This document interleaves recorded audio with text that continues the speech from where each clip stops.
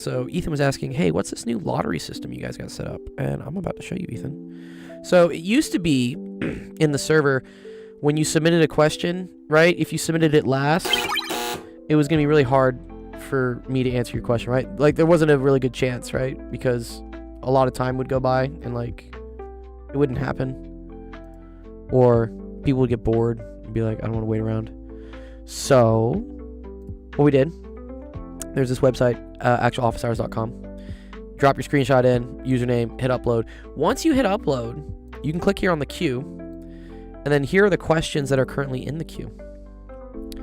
And then the cool thing about this is that if you like a certain question or something, you can upvote it by clicking here. You could click upvote, for instance. Yeah, and that will boost up the votes on the question. So wait, like, but you can only do upvote once every. Can you show me the link? Yeah, it's the same. You know the link here. I'll give it in the chat. It's just actualofficehours.com. It's everywhere, right? You can see it on our streams. Actualofficehours.com. That's where you submit your questions. Okay, I think I can with them. Hold on. X-Man, how tall are you, my dude? question ready? Yeah, get your question ready. So it's just like a fair game. It's just a fair game. It is fair. What's up, Alistair? So, I mean, but you have a higher chance of getting picked if your question was submitted earlier. 6'3", Jesus, tall boy. I'm 5'8". I'm average height. I think I'm actually below average for the U.S. Above average for the world, though, because there are a bunch of short people in like other countries. Good evening, Gladiator, and good evening to you, coolest dude. Okay, Ethan, did you submit your question? Because I'm gonna run the lottery when you submit. It'll be kind of cool. Don't worry. I was just about to upload it. It's about to come on. It should be. Wait, it says upload failed. What? What? Why did upload fail? Some people were having issues. I literally just tried to upload. Did it say why the upload failed? I'll try to second. Let me see. There it is. I see it. Ethan, I see it. It's on. It says I'm on. Nice. Yeah. Okay. There you go. So you're on the board here. So here's what's gonna happen. So you have a 16% chance of getting picked because you just submitted your question, right? You can also click the upvote button. You can upvote your own question. Click upvote on it. Just see what happens. If you click on the queue. I clicked it. That's what made it go to 16. Oh, cool. Nice. I clicked it already. So it's at 16%. This should. Yours says, yeah, okay, good. Okay. Oh, okay, so you already did it. Okay, great. And it keeps going up with time. All right, so then what I'm going to do, I'm going to go and I'm going to choose a winner. So here's the spinner wheel. We're going to see whose question we answer first. Ooh, animation's kind of fucking wow. That looks cool. And I can see it on my screen. Yeah, nice. Ibby, yours. And so then there's a cool little timer here that shows how long we're going to be working on the question. So let's do Ibby's first. I signed it. Yeah, and so the other cool thing, Ethan, is that you can hit that upvote button every 3 minutes. You'll see how there's like a timer that says there's like a cooldown timer. You can hit that every 3 minutes if you want if you want to add more points, more votes to your question. It naturally gains votes just from like being in the queue, but if you want to like boost it, you can do that. Do you like it? It's kind of like a cool little game system for the questions now. All right. Yeah. I wouldn't mind helping solve this question. This looks easy. Well, it's a binomial expansion. Little tricky. It says binomial expansion. Like I know I'm just on that. I'm literally just covering that. Oh, okay, cool. All right. Well, then let's try to do it. So it says find the first 4 terms in ascending powers of x of the binomial expansion of. So this is 8 over 2 minus 5x squared. And we want like the first 4 terms of this, right? We're trying to get. And just the first 4 terms. That's just craziness. Yeah, exactly. So I like to think about just Taylor series in terms of all this stuff, but I think the fancy, not the fancy word, sorry, the word they use. Dude, what the hell's going on? There we go. Okay, binomial expansion. Pascal triangle. It is kind of like a Pascal's triangle. Yeah. That's the binomial theorem. This is the binomial expansion, I'm pretty sure. Which, yes, you're right. It is very similar to Pascal's triangle. But here, this is what it is.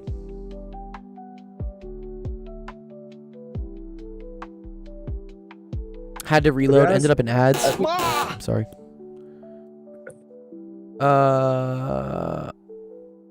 Okay, cool. And then, so I think this is the binomial expansion.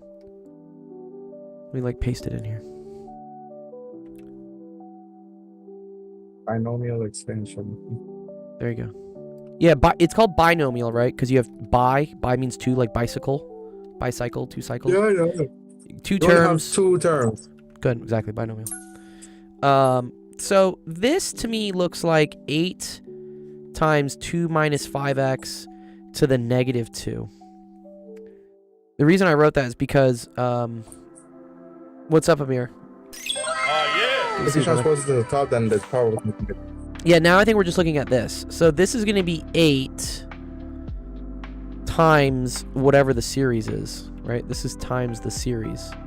You can always pull a multiplier out because that 8 gets multiplied times every term. Yeah. So this ends up being, so let's see what it is. So for 1 plus x to the n, so we need to reformat this is, I think, unfortunately what we have to do. Right? What happens if we have a constant in front of this? 8 times 2. Well, wait a minute. I gotta think.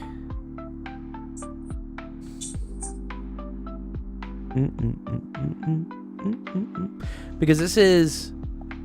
Isn't this just like pre-calculus? Yeah, does this work for negative n? That's a good question. Oh, okay, see? Well, let's see what the person did. They're kind of on the same track of what I was thinking here.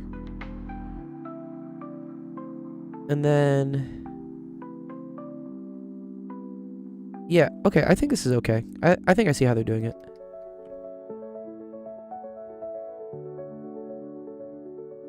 Yeah, every number, Jonah, yeah, would be multiplied by the constant, correct. Look up negative binomial. Is it a thing? That a thing? Negative binomial expansion.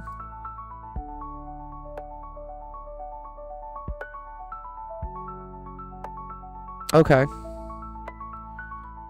Ah. Ooh, it is a little different. It is a little different. For the absolute value of x is less than a. For a is equal to 1. Okay, so I think we have to use this one. And that is the first 4 terms. It looks very similar to it, no?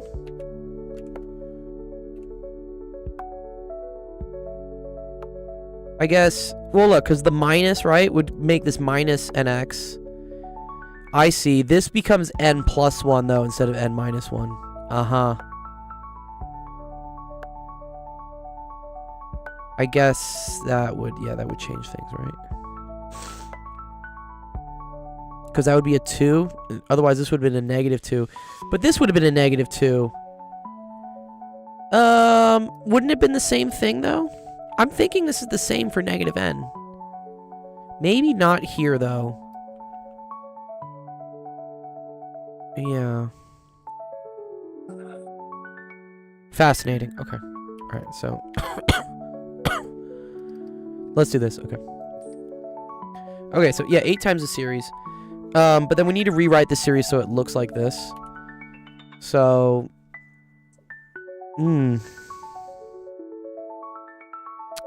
This is just the first question. How are you already struggling? It's okay. I could be wrong, but I'm already down 5 years today. Is this A-levels math? I don't know what this is. Ibby submitted this. Does this? I don't think this looks specifically like A-levels. This looks like pre-calculus to me because I'm literally in pre-calculus. It's more than pre-calculus, I'm pretty sure. Oh, Libby says it is A-levels. More than pre-calculus? Or is that Libby? Libby, is that you? Okay, so this is 8 times, and I'm gonna pull out the 2. I'm gonna pull out the 5. Sorry. No, I'm gonna pull out the 2. I'm gonna say 2, and then, or actually, I should pull out the negative. Should I pull out the negative, you guys think? Did you pull out a negative? No, you just pulled out a 2. Yeah, because, well, I need this first thing to be positive. Okay, so 2, and then this would be 1 minus 5/2 x. And then this is also the negative 2. Okay.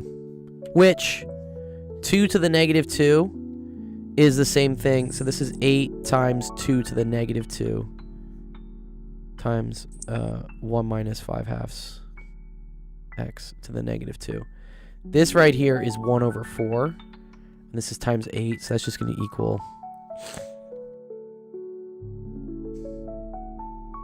This right here will just equal 2. Right. So now we have 2 times 1 minus 5/2 x to the negative 2. Okay, so here. Thank you, Zach. Zach is the series master. Maybe Zach can help us out here. So the question, Zach, is find the first 4 terms of the binomial expansion of this, which, you know, it's kind of weird as a... Is it supposed to be like a power series?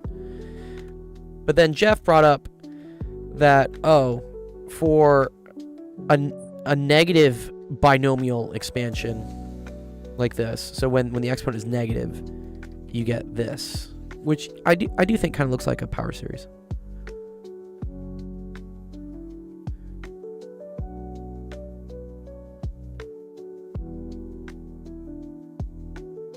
And so then my goal here was to rewrite this in terms of, you know, something that looks like this. So this is what I got to. So let me kind of pull what that is. So in this case, what was that thing in red? Sorry, what thing in red? Well, the thing in red. I don't know what the thing in red is. The thing in red, well, this is what we're just trying to expand. 8 over 2 minus 5x all squared.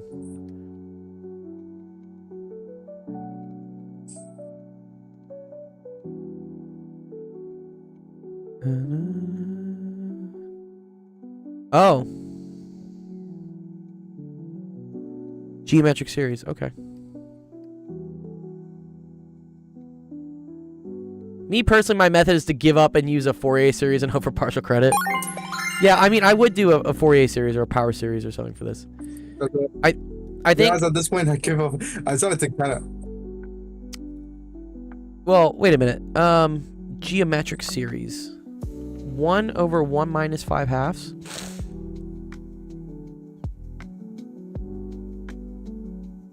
Oh, okay. I think what they're saying.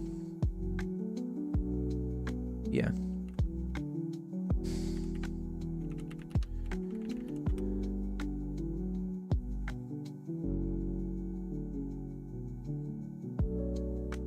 Yeah, okay, 1 over 1 minus x. Uh-huh. What? No, don't use any of this? Libby's like, stop.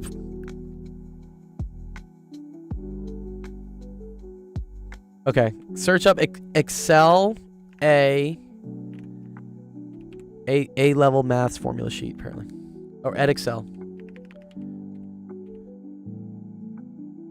Okay, here we go. Excel A-level maths formula sheet. All right. Is this the formula sheet that you get?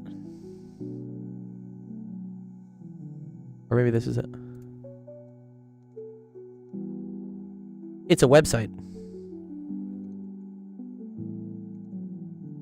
See, I see the geometric series progression. I don't know if I see anything with the...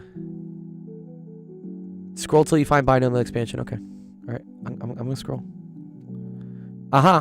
Okay. Ooh, I saw it. Wait. There's an ad? That's dope. Wait, what?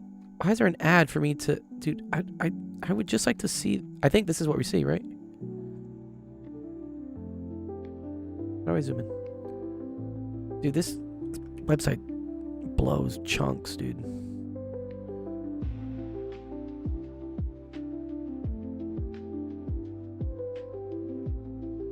This is what we have from Edexcel, Libby. Or L. Actually, I don't know if your name's Libby. But yeah, this is just the Power Series expansion. Which kind of looks like this, right? The only difference is n would be negative here. And then you also need x to be less than 1. So 5/2 x would need to be less than 1. So x would need to be less than 2/5.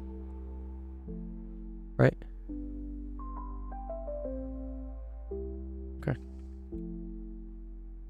I think this just looks like craziness. Okay, it's okay. I don't know. I don't like this at all.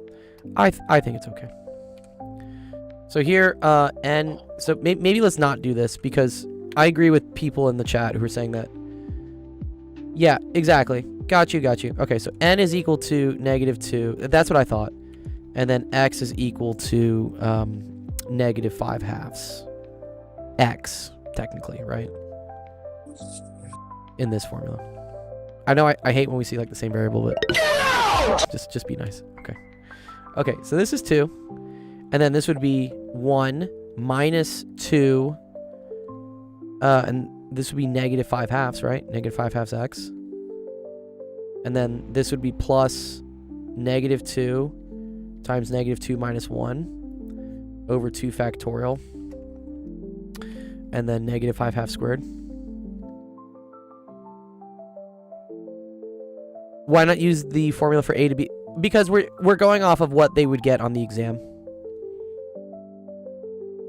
I agree, Jeff, that that's a better formula, but we should think about, like, if someone is taking this exam, what tools are they going to be given, right? Interesting. Minus r. Oh, so this is... Oh. -2. What is r? What the fuck is r? I guess in that case it's 3. -2 minus 3. How many terms do they want, by the way? In the UK, the examiners would expect you to finish this in 5 minutes because because this is 4 marks and 1 mark. Got you. And they want the first 4 terms. So I think we have the first 4 once we do this. So this is -2 minus 1, -2 minus, this is minus 3 plus 1. And then this is all over 3 factorial. And then this is -5/2 x to the 3rd. Okay, there you go. Could you just write down this? Is this okay? Can I just leave it like this? You think for the A levels, or do they want like all the simplifications? If they want simplifications, I think I'm dropping out of my pre-calc class. Like, what? No, it's okay. This is A levels. Oh, you're gonna have to expand. I had to jump on my It's okay, Ethan. You wouldn't have to do that. Find the first 4 terms. Oh, in ascending powers of x. Okay, sure. So if you expand this out, right? So this is 2, and that would be x to the 0, right? That's the 0th power of x. And then this would be, so this would cancel with this. But then there's another 2, so you'd say plus 10x.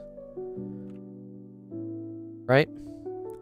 And then this is -2 times -3, which is 6. But then 6 over 2 factorial is just 3. And then this squared. So that's 3 times 25 over 4. So that's 75 over 4.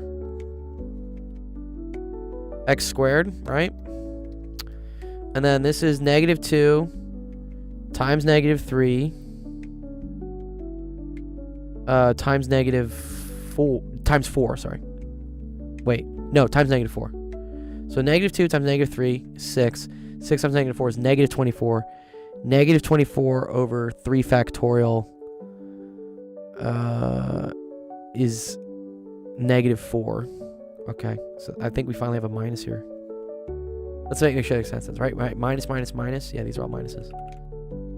And then this would be... Oh, but this is going to be a minus. Okay, so we're eventually going to get a plus.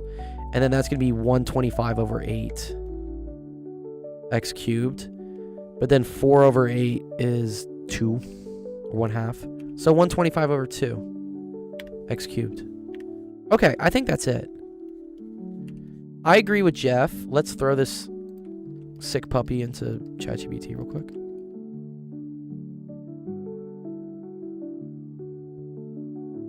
I see, and that's also part of the question. Al, it said write each question in the simplest form. So we can't just leave it. We can't just leave it. Here, we're gonna have Gemini do it. I don't need... Yeah, part B. We'll do part B as well. Here, I'm just gonna let that run. You got 125. Oh, I forgot to multiply by 2. Sorry, I forgot about the extra 2 coming here. You're right. So this is 75 over 2. Thank you. And this is just 125. Yeah. Ooh, I would have gotten some points marked off. Ooh, no. Okay. I think that's the first part. And then where's this valid? So, I mean, it says here, right? It's valid for the absolute value x is less than 1. So we say valid for the absolute value of 5/2 x is less than 1. What's up, Famished? A raid. Good to see you, dude. So absolute value x is less than 2/5. Yeah? I think we agree. Let's see what... Yep, ChatGPT agrees. My man. Yes, and then yes. Dude, look, Gemini even knew. It's like, yo, do you want me to do the next part? Yes. Where is it valid? I think it's going to say x, absolute value of x is less than 2/5. Yeah, absolute value of x is less than 2/5. Cool. All right. Awesome. We did it.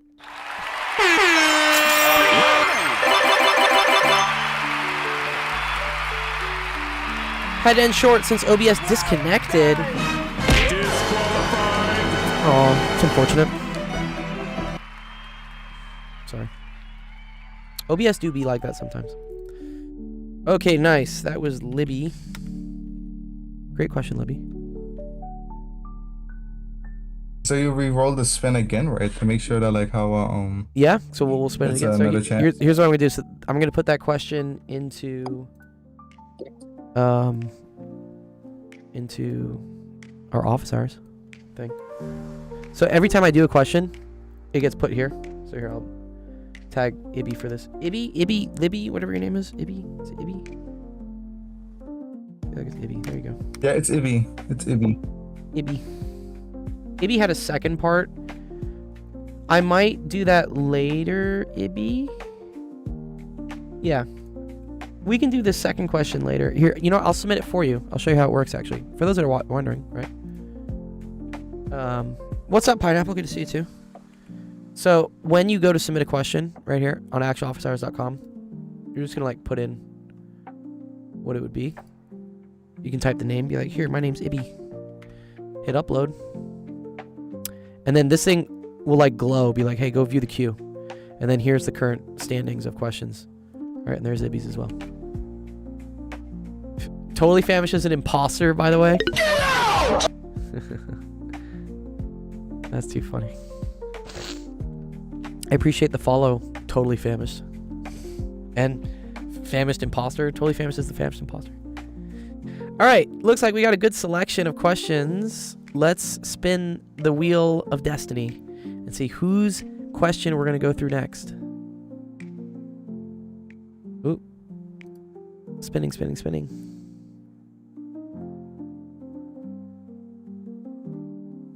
Gonna go to Gladiator. Gladiator did have the best chance. You had a 41.2% chance of winning. So we'll do your question first. Or we'll do your question next.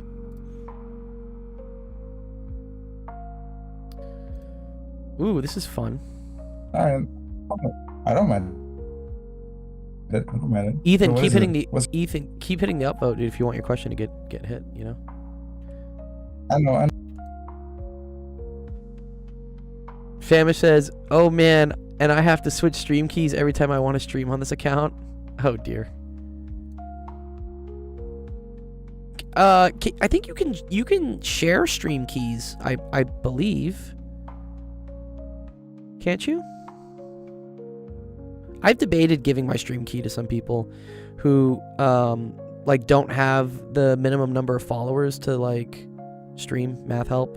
Kind of like being like we're really more a platform than an individual. I think you can do that. I think you can share stream keys.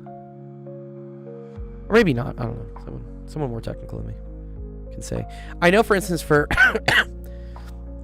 for things like YouTube, it's super annoying. YouTube, you can only live stream if you have over 1,000 subs. And 1,000 subs is not easy to get, especially if you're starting out. Like, I know some people that put content out like every week and barely have like 200 subscribers, like 100, 200. You could pay for them if you want, but yeah, kind of fuck up your algorithm doing that. We were fortunate enough that I had a lot of like YouTube shorts that went viral with our educational content, so it wasn't very hard for us to hit 1,000. But I know some people new that want to stream on YouTube but don't have the subs, so I've offered to give them our stream key. I mean, they would be streaming under our account, so it would have to be semi-relevant to math and science education, but it's a way to like kind of build an audience without having to start from nothing. Why is famished multiplying? I guess famished is quenched. Good job. Famished is not famished anymore. Famished is satiated. You should famished. You should create another account called Satiated Integral.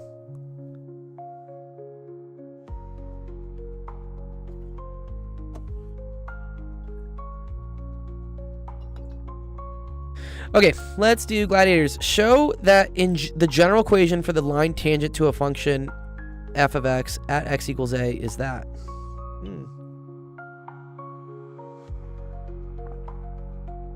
Okay. Okay, so tangent line. Which is kind of cool. Tangent line. We can say has a tangent line at x equals a has a slope of f prime of a, right? The derivative of the function at a is equal to the slope of the tangent line. This is just a key thing to always know. So if we had, for instance, the equation of a line, which is y equals mx plus b, this right here is the slope. Good job. Okay, so now so far it would be y is equal to f prime of a times x plus b. Okay. But then the next thing, when you have the equation of a line, in the UK, we call the slope the gradient. How do you emotionally feel about that? What's up, JC? Oh, let me give some shout outs to people. Sorry. Let me shout out Zach first. Thank you, Zach. Zach's awesome. The gradient. I think gradient is probably harder for a younger individual to understand. Slope makes a lot of sense, right? Because kids like play on like slides and like, I don't know, recess equipment shit, right? You know what the slope of something is, or you know, that's a really steep hill. So I think that's why we use slope. I agree gradient makes more sense once you get into, you know, the intermediate to advanced levels of math, because you don't say slope anymore. You done messed up, AA Ron! It's like baby language to call things slope. Gradient is more proper. So yeah, I think maybe it's a transitionary thing. I think we should start off by teaching kids about slope, but then transition eventually to teaching them about gradient and say it's the same thing. Once they grasp like what a slope is. I don't think many students in middle school and high school understand what a gradient is. Unless maybe they're artistic students. Those are cool. Like, there are definitely gradients there. Okay. In Canada, we call the slope pente in French. Oh. In the Quebecois. What do you guys call your hockey team?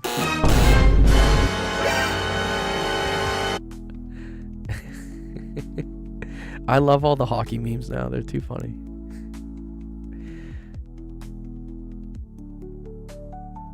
The first hockey game I actually ever watched in my life was yesterday. The gold medal game against Canada and the US.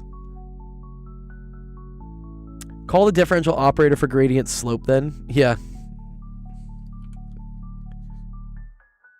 We could call this like mega slope. Or super slope or something, right?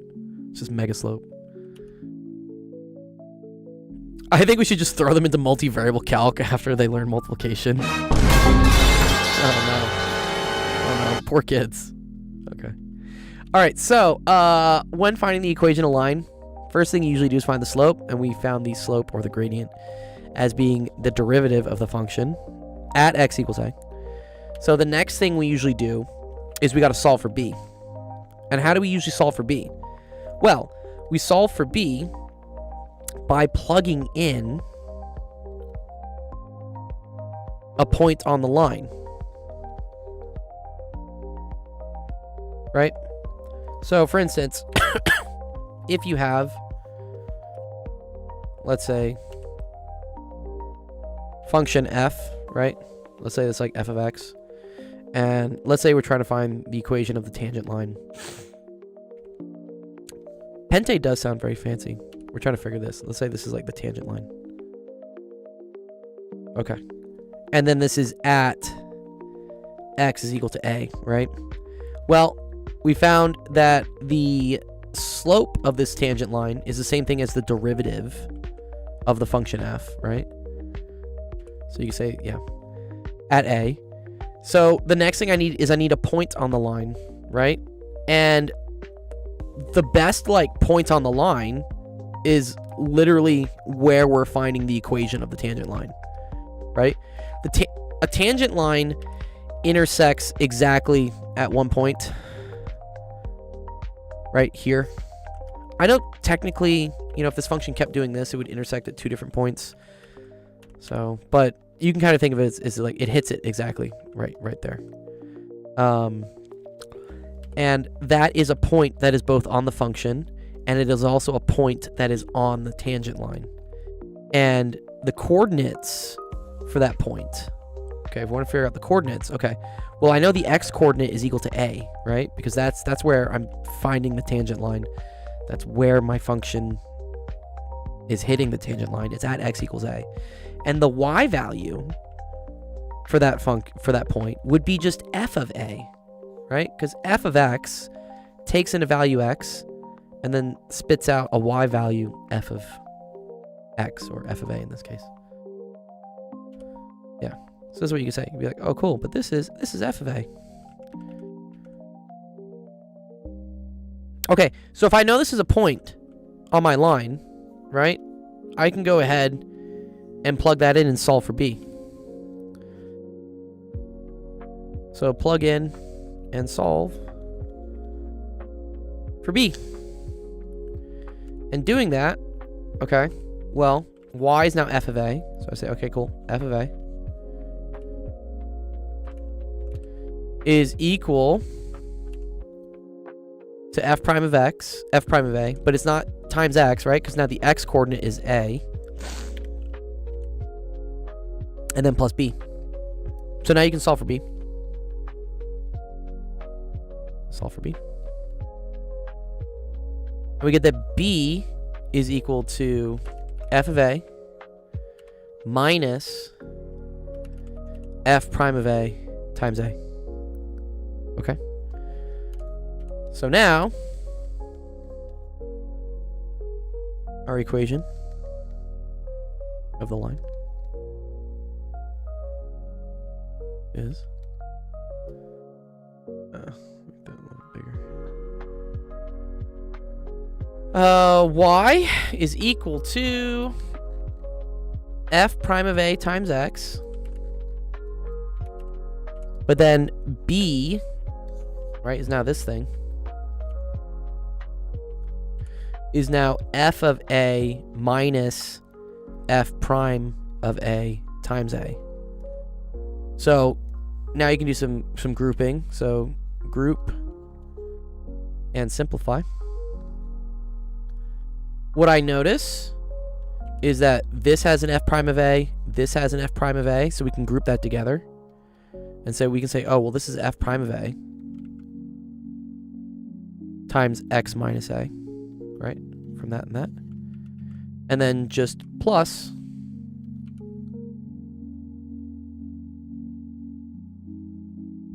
f of a. And that's equal to y. And I think that's exactly what your teacher wanted anyways, right? Yeah, f prime of a, x minus a, plus f of a. There you go. Nice. Cool. Great. Good job.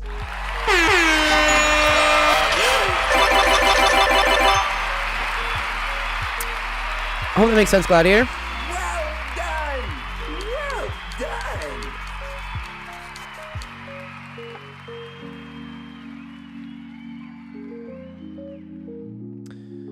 Marquez done. Cool. Bresticle says, what seasoning should I get on the Popeye Surf and Turf? I'm thinking buffalo or lemon pepper. I'm a big fan of lemon pepper. I like the zest. Like, if I'm getting wings, I'll totally get lemon pepper. Gladiator says, oh, I see it. I got it confused with no numbers. Yeah, I know. Math can get scary. Especially, yeah, when they start getting rid of numbers, you're like, wait, is this English class? But, yeah, you want to get comfortable dealing with just variables. And it's called, like, algebraic manipulation. It's very, very handy once you get to higher levels of math, especially physics as well. Because numbers will fail you. Variables will never leave you, you know? Dieps' question is physics, the rest are good. Wait, what's wrong with physics? You done messed up, AA Ron! Talk to Ethan. He's going to tell you physics is easy. Hey, listen, okay? I don't want to get killed again, okay? I don't want to get killed. Yeah, no getting pinned against the wall. No getting pinned against the wall. Here's an alternative. Ooh, thank you. Ooh, Zach, you gave me an alternative to Ibby's. I love that. I love the collaborative nature of our community. Fucking great. Yeah. So here. Also, yeah, for Libby, or Ibby, this was my solution. But then, this is great. Zach did it with geometric series. That's craziness. Wow, look at this. Oh, this is so cool. This doesn't look like it's on. This is fucking cool. This is really cool. Some nice physics I just saw, yeah. Yeah. So, let me see. So, note that this is that... Did you integrate the series? Sorry, is that what you did? I'm trying to see. Don't use integrals. Oh. Oh, that's so cool. Zach, you integrated a power series. No, Zach took the derivative of a power series. Yeah, differentiation is better. Correct me if I'm wrong, Zach. Doesn't the index change when you take a derivative, though? Doesn't this start at n equals 1 now? Oh, okay. I think you did fix that. Or did you? Or maybe I'm wrong. Because you skip because the constant term goes to 0, right?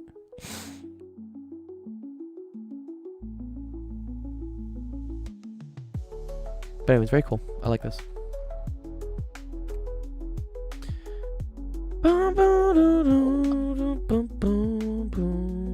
All right, let's go.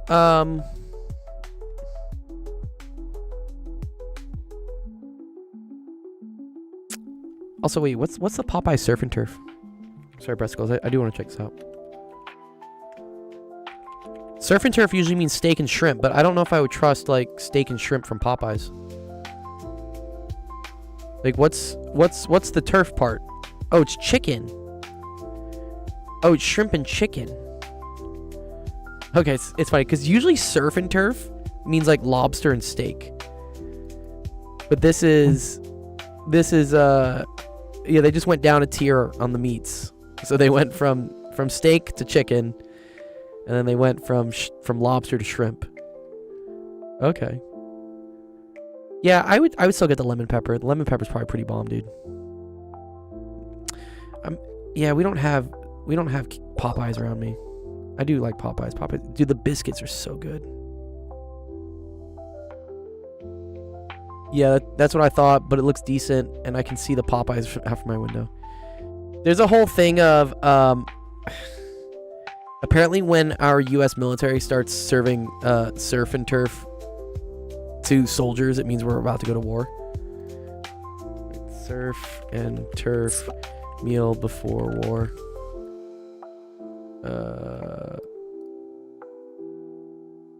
Yeah, steak and lobster theory. Yeah, this is it. Yeah, sorry, steak and lobster. Yeah, right. Right, yeah. Something to the extent of like something big is about to happen militarily if they start ordering last meal strikes. Yeah, why the US military's lobster steak fest might be bad news for the Iranian leader. Yeah. I don't know. Or it could be a lobster infestation, yeah. Lobster used to be like poor people food, and then they rebranded it. Okay, well, we already did this one. Where's the... Okay. Lucky Cat has gotten up to 1,000 votes. Let's spin. See who's gonna win it this time. I think so. Obviously, it's gonna be him. Like, what? There's no question. Could not be.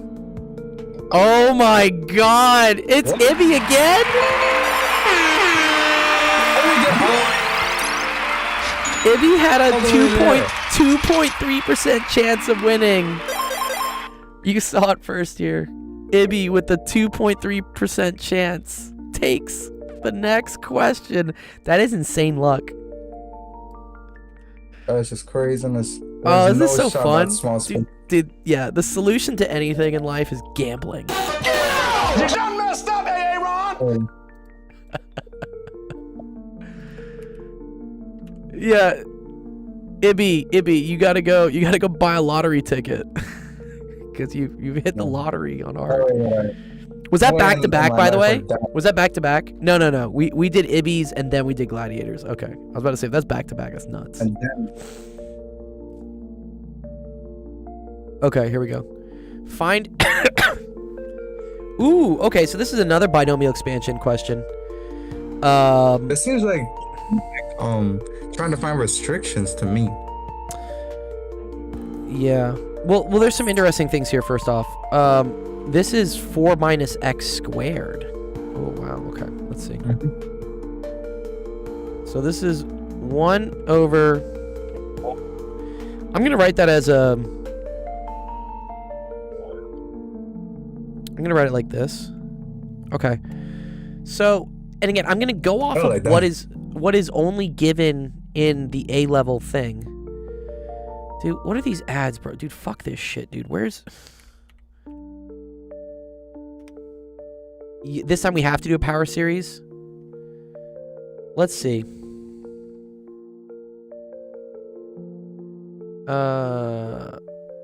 It's so funny how this works.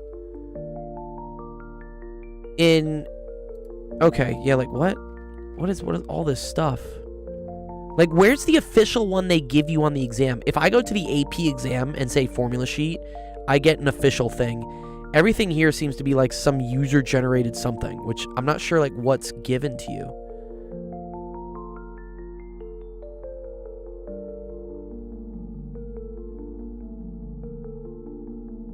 Yeah, I did. JC, I did. Can someone just give me a link?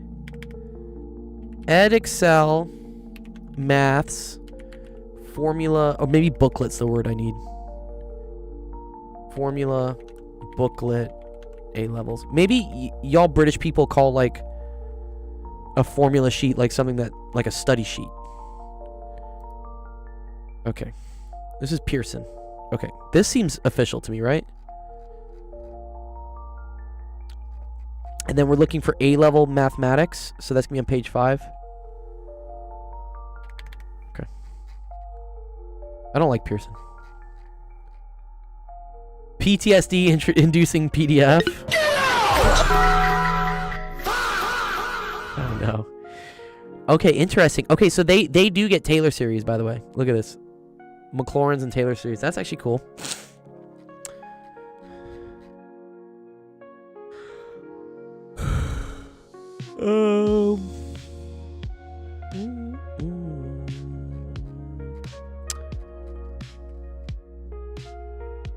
So, yeah, this is for integrating. Trig sub, always look for the binomial section. Okay, let's go find the binomial section.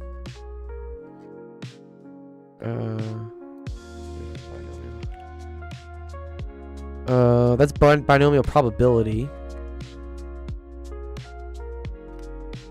No. There we go, binomial series. Oh, so they do get the A-B version. Can I use baby voice 96 times? No, there's a timer on it. Okay, cool. So, I think this is the one we're going to use. Right? But I don't think you do n choose 2 if n is a fractional. Actually, that is true. Yeah, wait, what happened? N's a fraction. Oh, shit. Bruh. Wait, how does this work then?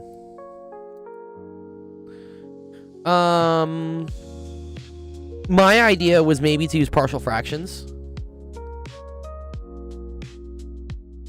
Eli says, what time are you guys on and what days? I'm suffering in AP Chem. I'm sorry you're suffering. Bruh. If you want to get, I could use power series.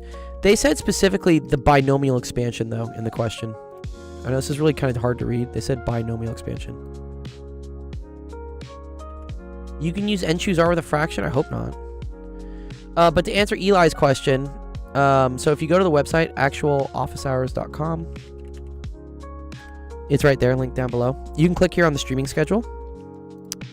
And this calendar will show you all the different times and days that we are live, and also all of our friends are live. Good job. So right now, you see how it says live now? So this is kind of cool. So you know that we're live. This should also show in your time zone. Please tell me if it doesn't. So currently, yeah, we're going to be on for another hour and 45 minutes or something. But our next stream will be Tuesday, starting at 5 p.m. Pacific time. And then we have streams on Thursday, and then another, or maybe, yeah, this is like kind of a math stream, or math competition, but then Sunday as well. But other people can help you out as well. Zach is in blue. He does a lot of like, more like high level math stuff. And then Math Pond does math as well. If you want chem help, I think I'm kind of the only person right now that streams chem help. JC might, though. Yeah. Shout out to JC. JC's our CEO of chemistry. He knows all the way up to like OChem. I can help you out with AP Chem, but yeah. So yeah, if you ever want like offline help as well, go click join our Discord here, and then there's a whole kind of like forum type thing right now that everyone just like dumps questions in, and we just do them. We help you guys out. I will stream more. I've been procrastinating. It's okay, JC. Especially as the AP exam comes around, JC, we will have lots of people to send to you. So you don't pressure yourself too much. But once like April, May comes around, you really want to stream. That's like the time. Anyways, 1/2 choose K is 1/2 minus 1/2 minus 3/2 with K factors. So do you think we're supposed to know that though? As an A-level math student? Zach, no one wants that info. I want that info, Zach. I like it. I think it's cool.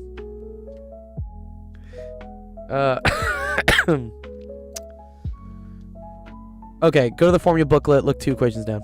Okay. Let's go back. Where was it? Gold, do you like tuna? Yeah, fuck yeah, I love tuna. Tuna's great. Okay. Aha. I'm still getting sleepy. I need help. Don't worry. Have you been upvoting your question? You should upvote your question. Yes, I've been trying to upvote, but I'm never going to get the most amount of votes until this one name, Lucky Cat, goes away. No, I mean you just gotta keep voting. Oh, my Discord's blocking the screen. Sorry. Yeah. Thank you. Sorry.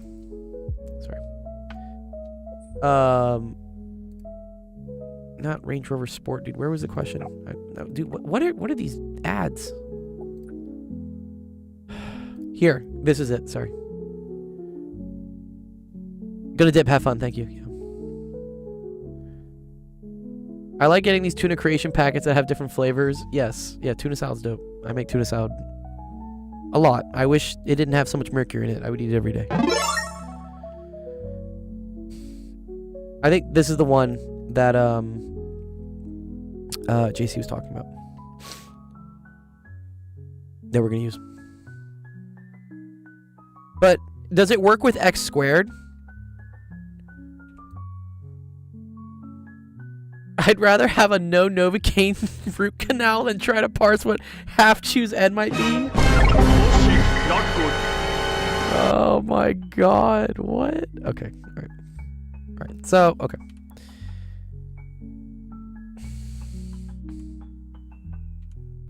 Isn't mercury good for you? False. Okay, so this is equal to... let's say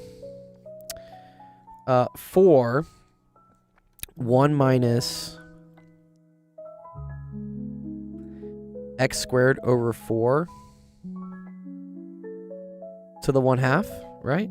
Or to the negative 1/2. That's what that is, yeah? We rewrite it. Pull the 4 out. Yeah, that looks good. Okay. And then 4 to the negative 1/2 is 1 over the square root of 4. So that's 1/2.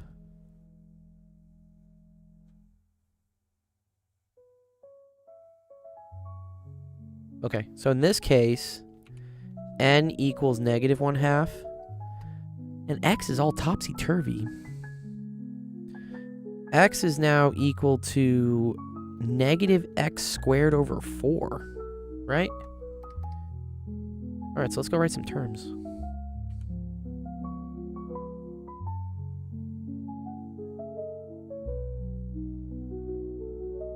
Oh,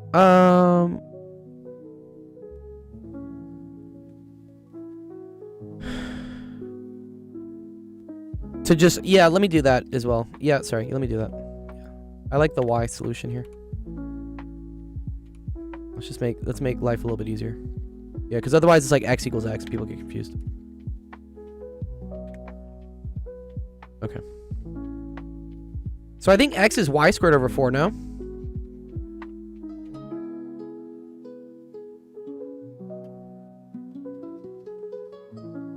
Yeah, you got picked, Ibby. You had a 2% chance of getting picked on the second one, and you got picked. Exactly. I wanted to maybe factor this as a difference of squares. Like 4 minus y, 4 plus y. I think this is valid. Seems kind of silly just to plug and chug, but I think it works.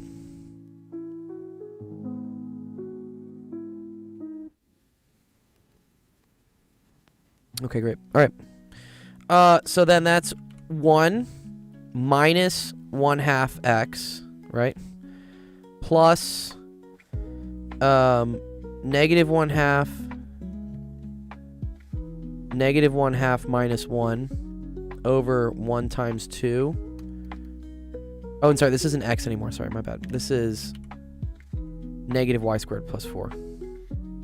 Negative y squared over 4. And then this is going to be negative y squared over 4 squared. And how many terms do they want? I think they just want 4, right? First 4. Okay. So then the next one would be negative 1/2, negative 1/2 minus 1, negative 1/2 minus minus 3 plus 1. Right, because this is the third term. What's the fourth term? No. Yeah, minus 3 plus 1. You're good. We're doing your questions so far. We're just doing it. Also, all the recordings for everything we do here, whenever we post it into the Discord, there's a timestamp, so you can always go back and rewatch it. Instant replay. So this, I love how they put an X here, dude. Like what? Looks like 1 cross 2. Huh? It's 1 cross 2, dude. What? Fine. 1 cross 2 cross 3. Yeah, 1 cross 2 cross 3. And then that's negative y squared over 4 to the 3rd. You just watched the replay? Great. Awesome. I'm glad it's making sense, Ibby. Yeah, we were kind of going through some different ways to do it, and Zach offered an even cooler solution. So this is 1 plus... And wait, there's no other... Okay. But yeah, don't let me forget the 1/2. I keep forgetting the 1/2. That's so bad. Okay, 1/2 times all this.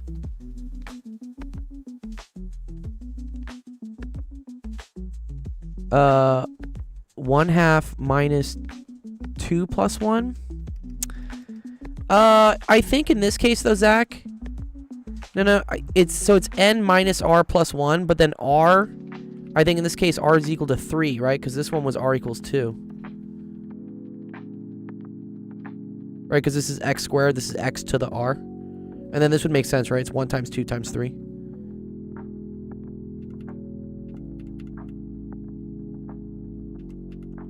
You have to see the whole thing again.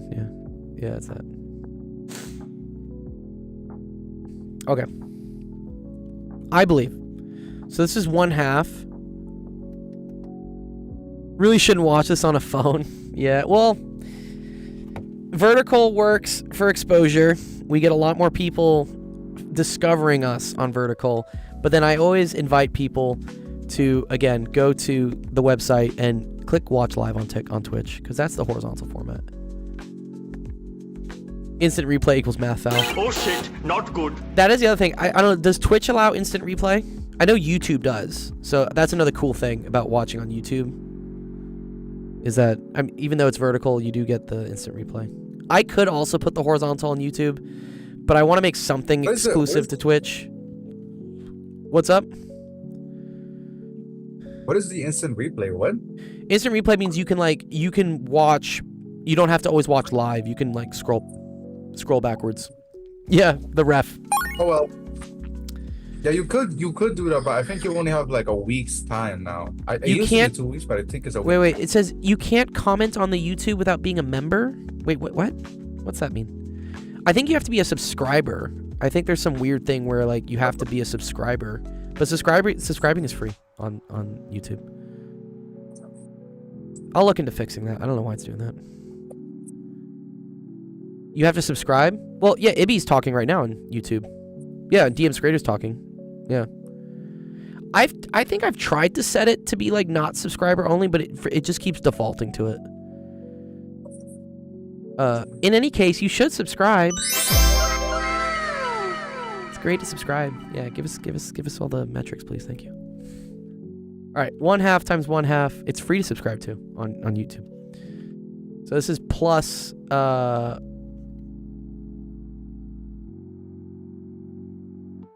plus 1/16 y squared. Yeah, check breasticles. I'm curious. I mean, self-promotion.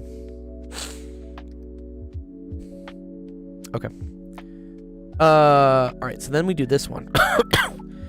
So this is -1/2 times -3/2. So that's positive 3/4 over 2 positive 3/8 times another half positive 3/16, but then times another 16, so it's 3 over 256, and then this is y to the 4th. Oh, that's crazy. Let me move this over. A lot of factors you gotta kind of remember. And it was 3. In physics, you get off by 2 pi areas with Planck's constant. Yeah. All right, let's see here. So -1/2 times -3/2 is positive 3/4. So let me just remember, because otherwise I will forget. This is -1/2 minus 2. So that's minus 5 halves. Okay. So then we're at negative 15 eighths. And then this is over 6. So that's negative 15 over 48. And then we have this. But then there's... Okay, so then there's a plus. Okay, so that's going to be plus y to the 6th. And then that's going to be over 64. 64 times 48, right? We're doing binomial, Fanatic. This is an A-levels question. Apparently this question is only... Oh, this question is worth a full 5 marks. I understand. This is a lot of math, dude. Yeah, what's 64 times 48? I don't know. Where's my calculator?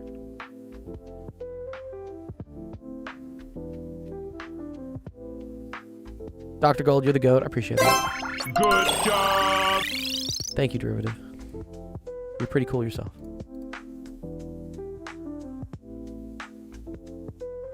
Alright, 64 times 48.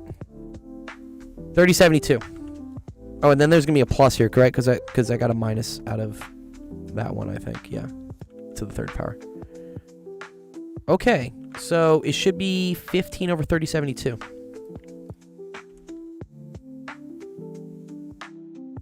I think that's it.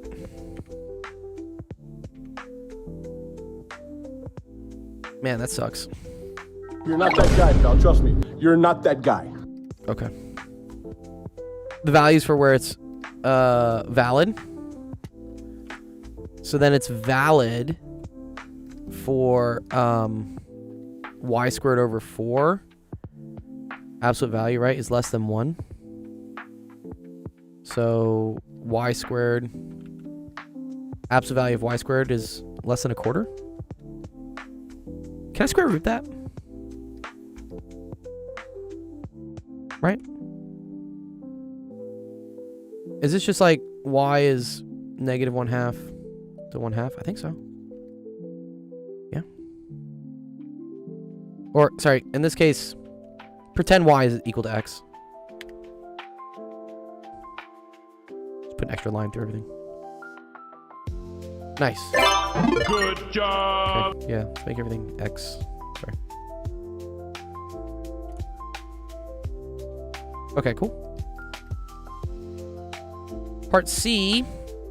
Use the expansion from Part A to find a fully simplified rational approximation for the square root of 3. Oh, well, the square root of 3. Oh, man, this is so cool, actually. So can I do the approximation for 1 over the square root of 3 and then just invert it? I think that's what I would want to say, right? Or say, well, 1 over the square root of 3 is 1 over the square root of 4 minus 1.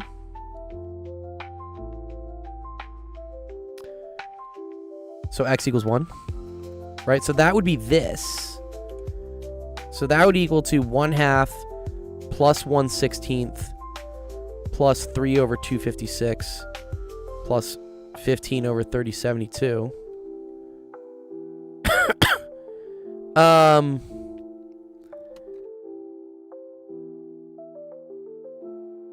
A fully simplified rational approximation.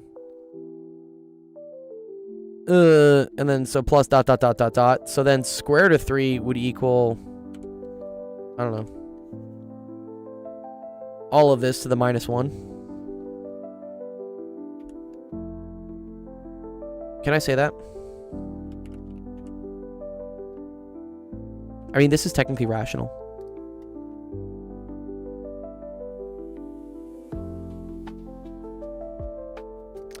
Positively. Okay. For question B, the answer is x is less than 2. Oopsies. Huh? Fucked up.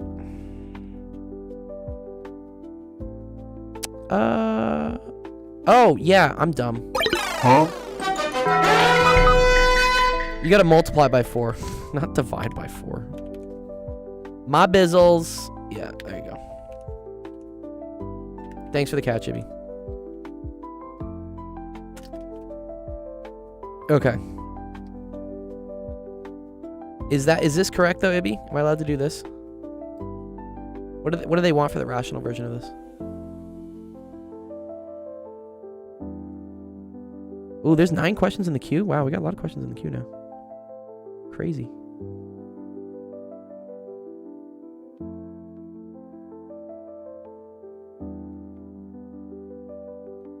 Yeah, the good thing is that, yeah, we can just plug in one.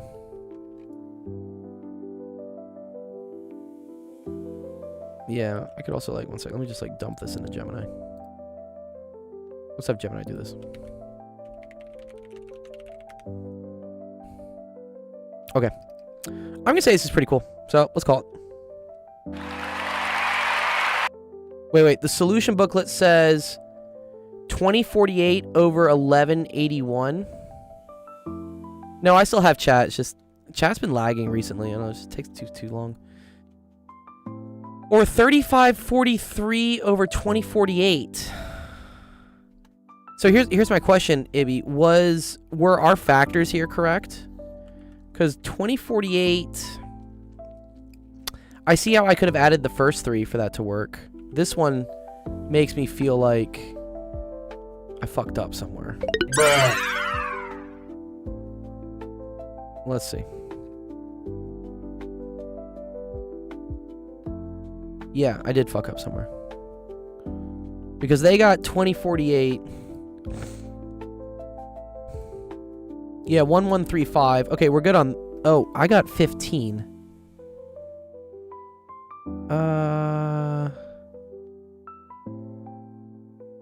Yeah, okay, wait. Something messed up here. Disqualified. What do we mess up? Okay, let me make sure I got that. Yeah, Gemini has the correct answer. Yeah, let me see. I was doing a lot of this math in my head, unfortunately. Sorry. This was a half times 3 halves is 3 quarters.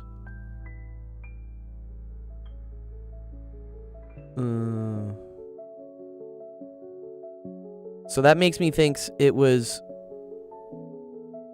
Yeah, 3 quarters times 5 halves is 15 eighths. But then I have it times half, it's 15 sixteenths. Oh, it's 16ths times 6. Oh, I see what's happening.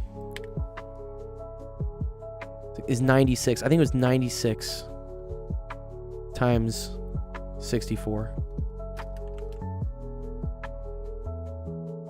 Yeah. One sec. 96. 6144. Wait, and can I divide that by 3? Uh-huh. Bing bang. Okay, yeah. So I got 15 over 6144. Yeah. I messed up. But then this translates to 3 over 2048. All good, Fanatic.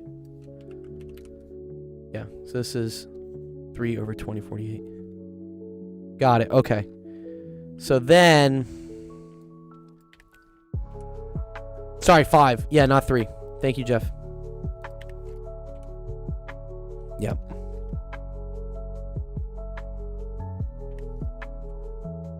Got it. Okay, then this isn't bad, because these are all factors, which is nice.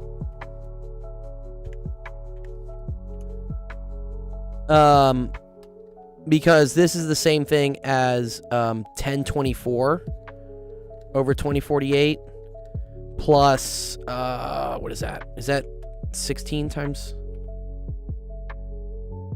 Sorry, let me take calculator away. 16 times 32, is that 2048? No. 16 times 128 maybe? Yes. So this is 128 over 2048. And then this is... There's 8 256s in 2048. So then that's 24 over 2048 plus 5 over 2048. Yeah, and then we add those up. So then 5 plus 24 plus 128 plus 1024. 1181. Yep. So then you invert that whole thing. Invert. And you get 2048 over 1181. Cool. I like that. That's good.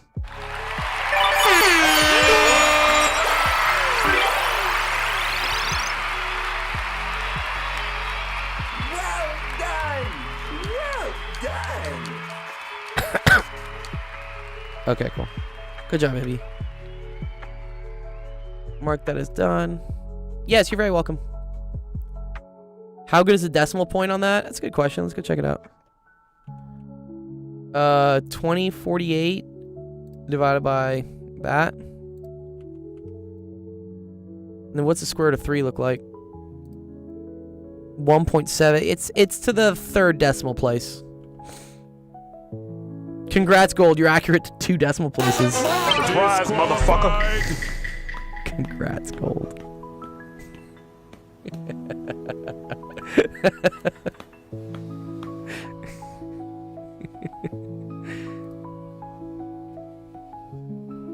Okay, cool. Nice, Ibby. Great. Okay. Not bad, not bad. It could be better. Let's go see. What's the Q? Dude, Pineapple, how do you get so many votes? Dude, 12,000? Bullshit is qualified. How are you doing? Pineapple, you need to tell me. Because I need to fix my code. That's crazy. How do you get that?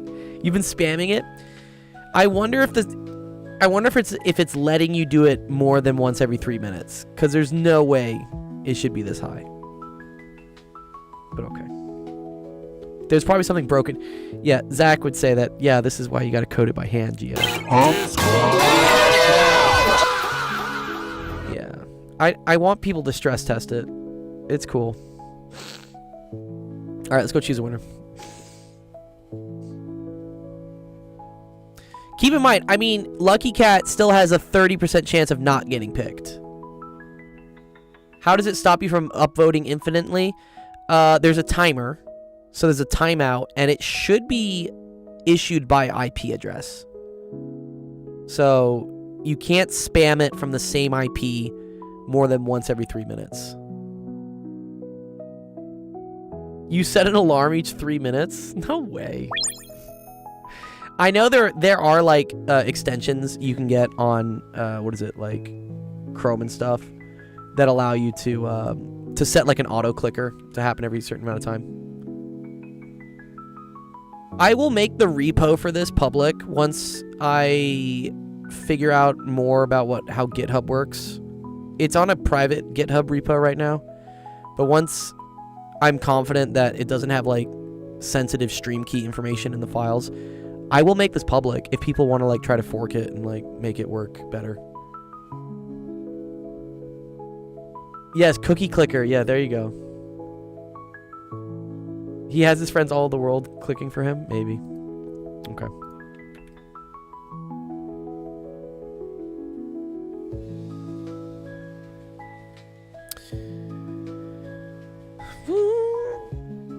You could use a rotating Tor proxy, yeah. Could do that as well. Okay, determine the solution better yet, you could have 100 AIs click for you. There you go, Zach. Now Zach is thinking. Okay. Determine the solution set of g of x is greater than 0 given the graph. Oh. Well. Okay, so like where is it just greater than 0? That's not too hard, right? Just basically here, right? It's only thinking if I think with AIs. All right. So from here it's above, right? And then also from here it's above. And then also from here it's above.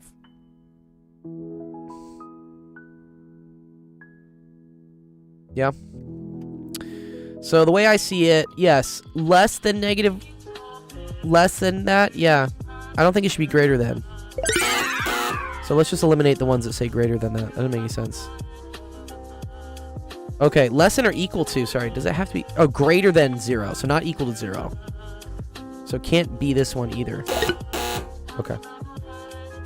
All right, less than negative 1.348, I agree with that. And then between negative 0.428 and positive 4.28, and then x is greater than 1. I'm tempted to say it's this one.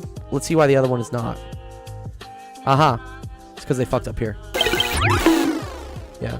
X is not less than that. XER. Yeah. X. I think what they mean to say here is X is contained in all reals. I think that's what they mean to say, right? I can speak set notation too, guys. I've learned. Zach has taught me well. Okay, good. I think that's it. I think it's safe to try to say.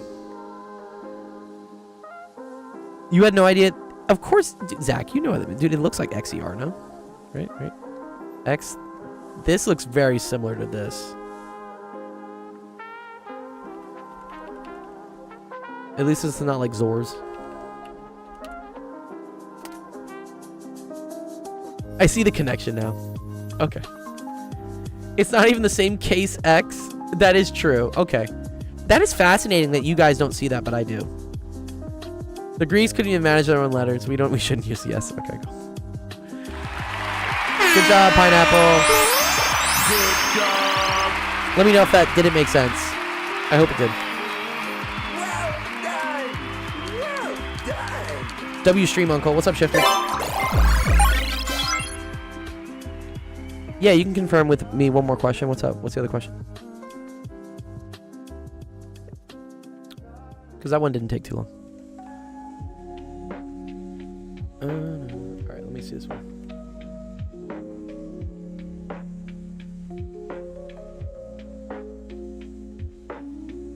Fnatic says, I did an algebra teaching live stream today. Guess how many people were in it? I don't know. 20? 30? You mean like all time or like concurrently? Like concurrently, I only have 4 people in this right now. On TikTok, at least.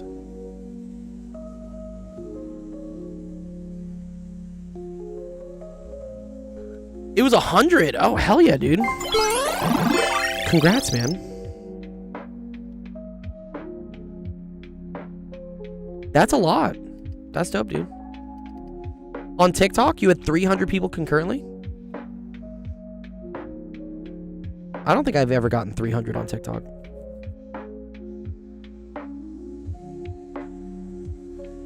Most I've gotten, probably close to 300 or 400, but that was on YouTube.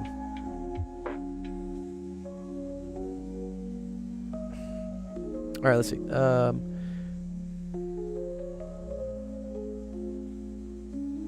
Oh, that's sick. Oh, very cool. Yeah, you should let me know. Let me know next time you're streaming. If you want Fnatic, if you're gonna do that as like a regular thing, please let us know. Because then we could put you in the streaming schedule.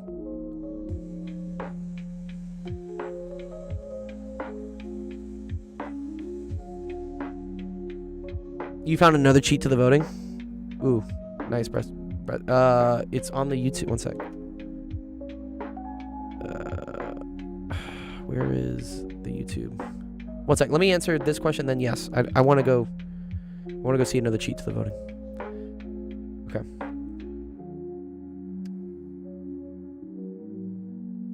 Where is it less than 0? Just to confirm, is it here? Yes, I agree. Answer choice D as well. Oh, yeah. Yeah. It can't be equal to. That doesn't work, and it's definitely not greater than. Yeah, you're welcome. Cool. Okay, cool. Pineapple.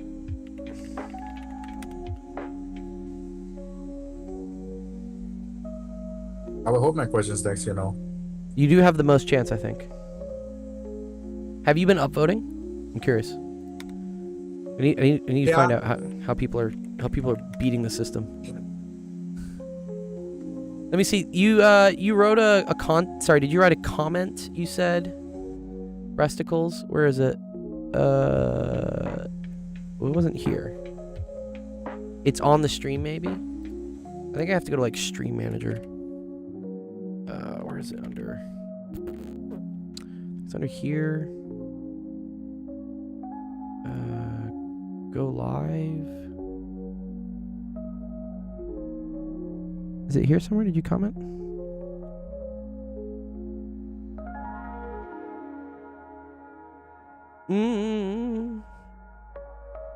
Oh, I guess you can technically, you can comment on videos while they're live, right? Oh, if I go to here. You're not seeing your YouTube message for some... I think maybe it's here? No, I don't see it here.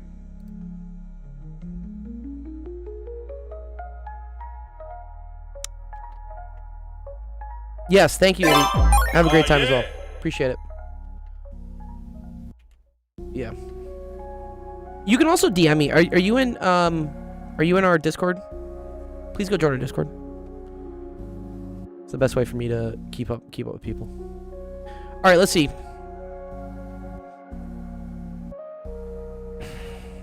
Also, where's my YouTube chat going?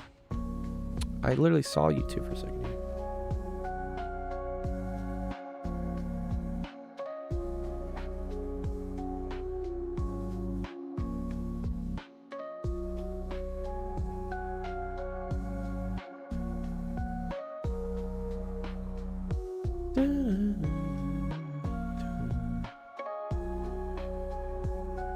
I should try more bribery. All right, Ethan has a 44% chance. Let's choose the winner.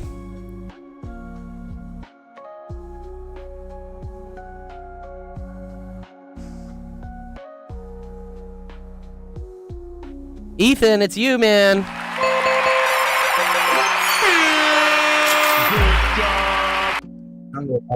Please.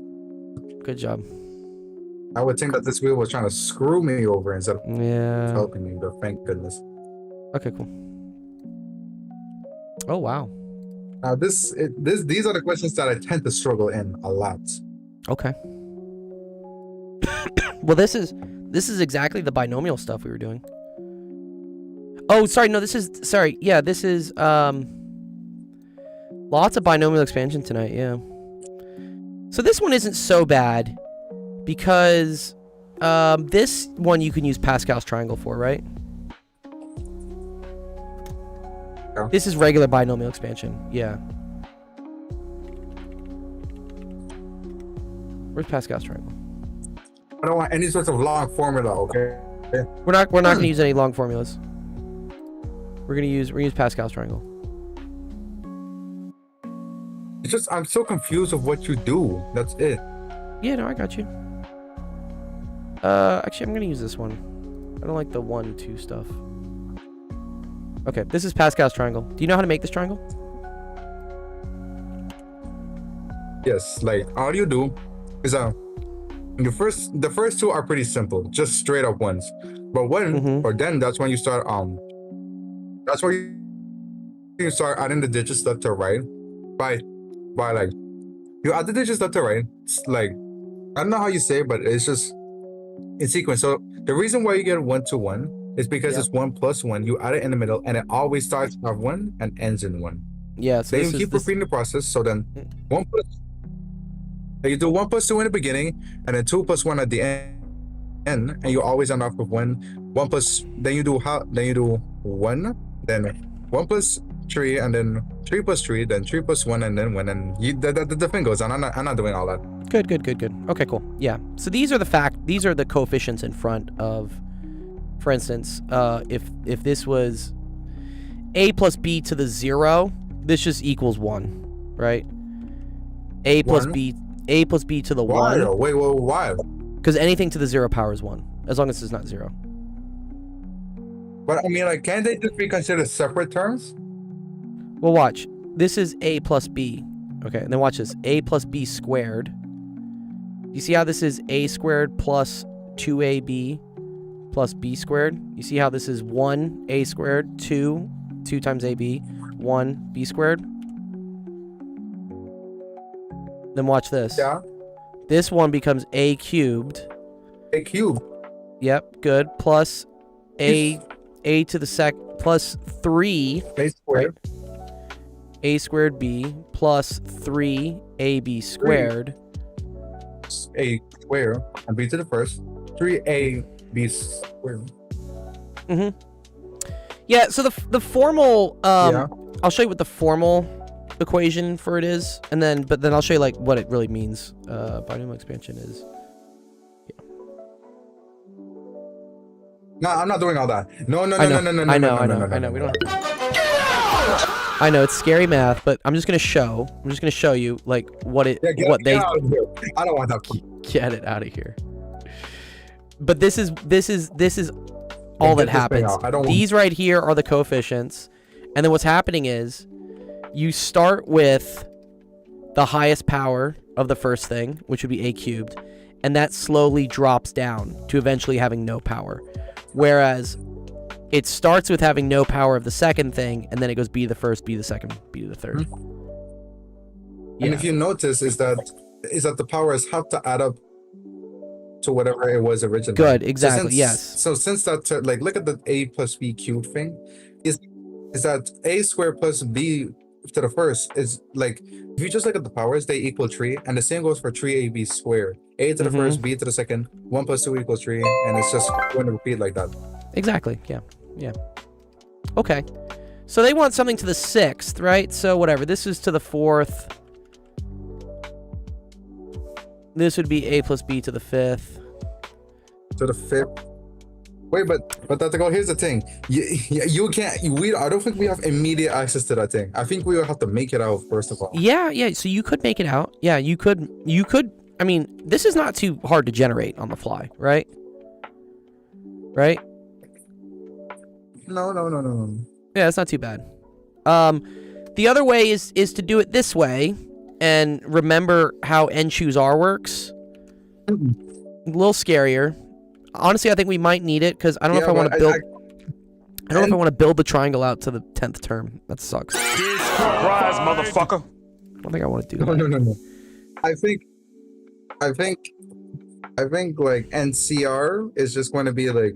I think it's kind of. I think that one is a little easier. I don't know. This one is definitely easier for finding individual terms. I think this is easier for just writing the whole thing out because you don't have to do this like for every single thing. You just look at it. So for instance, this one, a plus b to the 6th. Once you have the triangle, it's just writing it out, right? This is a to the 6th plus 6 a to the 5th Yes. b. I see. That's what. Okay, now see that to go. What's up? Here's the thing. So far what you're doing is completely normal. Like, like my instructor always says to, like, I don't know, set it up in that kind of format where it's pretty much easy. Okay. But then when he gets into the later stuff, I then just start to lose my mind. Like, what is he even doing? Well, here, let's try to like demystify that a little bit, right? And this is plus b to the 6th. Demystify is a crazy word. I don't even know what that is. Demystify means to make no longer make it mystical. Okay, so this right here is a plus b to the 6th. Okay. So you would do that for this one. I'm not going to plug everything in because it would take a long time. But in this case, A is equal to 2y over x, and then B is equal to negative. A is equal to negative 3x squared. Good. Okay. So you just need to substitute those things in for every single thing here. I thought it was gender reassignment surgery. No, not quite. No, I need a surgery soon because what? I can't do this. I will move out to another country to skip this class. What? Okay. That's how you do this, okay? I'm not going to do this on stream because this would just take fucking forever to, like, plug everything in. All right, but where this will come in handy, where the scary math will come in... Is... Ethan, say it. What's up? Okay. Okay, so like I was saying, so, like, all you have to do is substitute them in, but what if you have to, like... when it says expand, do you have to, like, simplify it into its simplest term then? Yeah. Yeah, you'd want to group things. Oh gosh, that takes a long time. Yeah, it's a mess. I'm not gonna do it. That's on the test, you know. That's on the test. That's annoying. Under that question in a hole. Well, I think you get partial credit by at least writing this out and then say, like, yo, teacher, just substitute it in. Yes.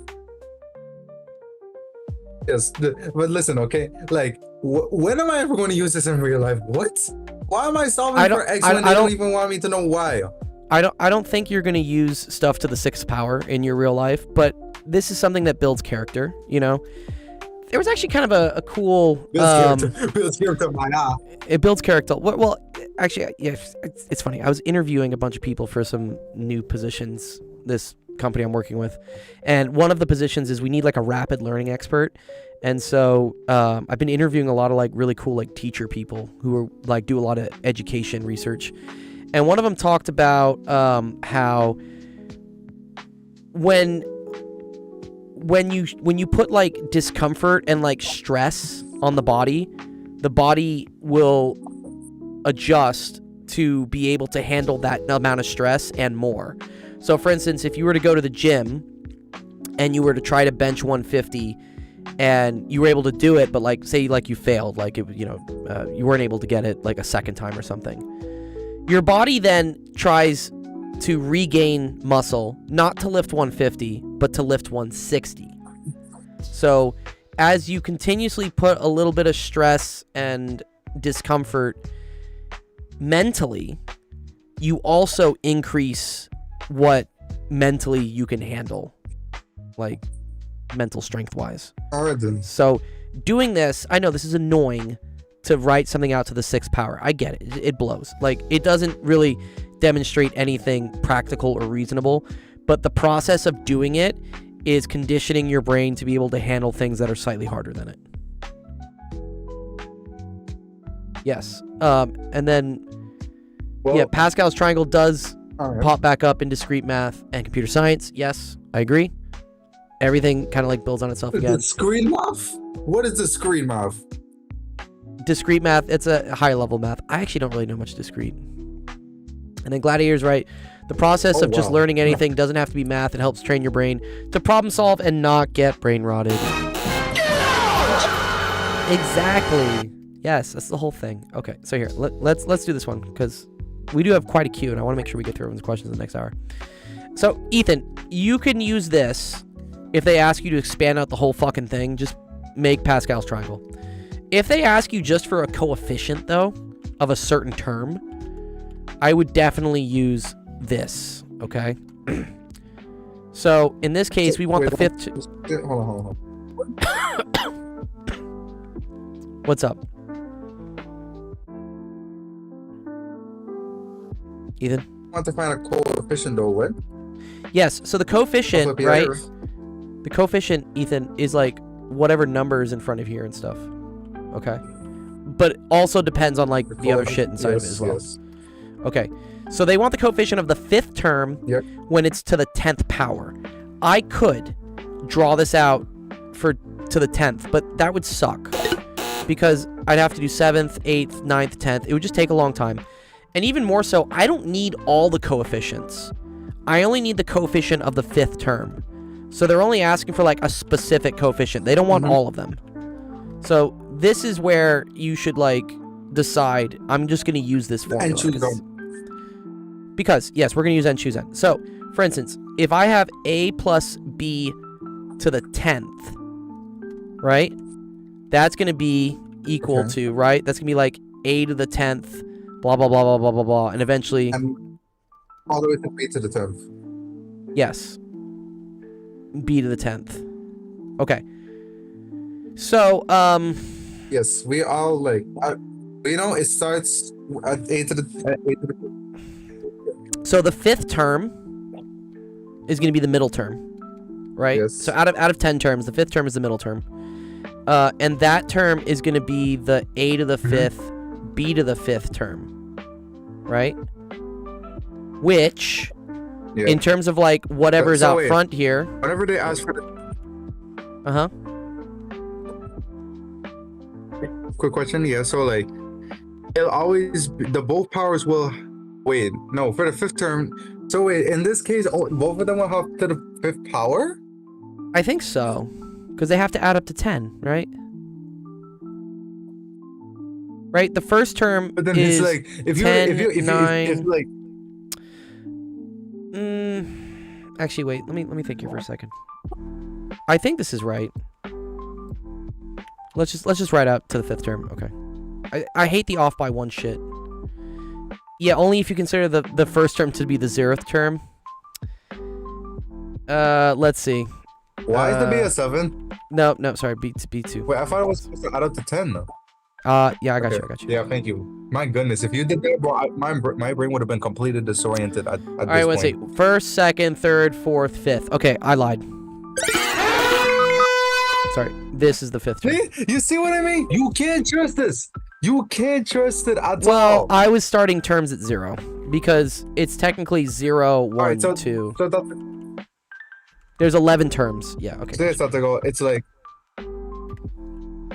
so whenever you say the 5th term, you're just essentially going to, not to say you're going to write the coefficients, but you're going to find where the terms are, where the what the variables with their powers are. Mm-hmm. Yeah.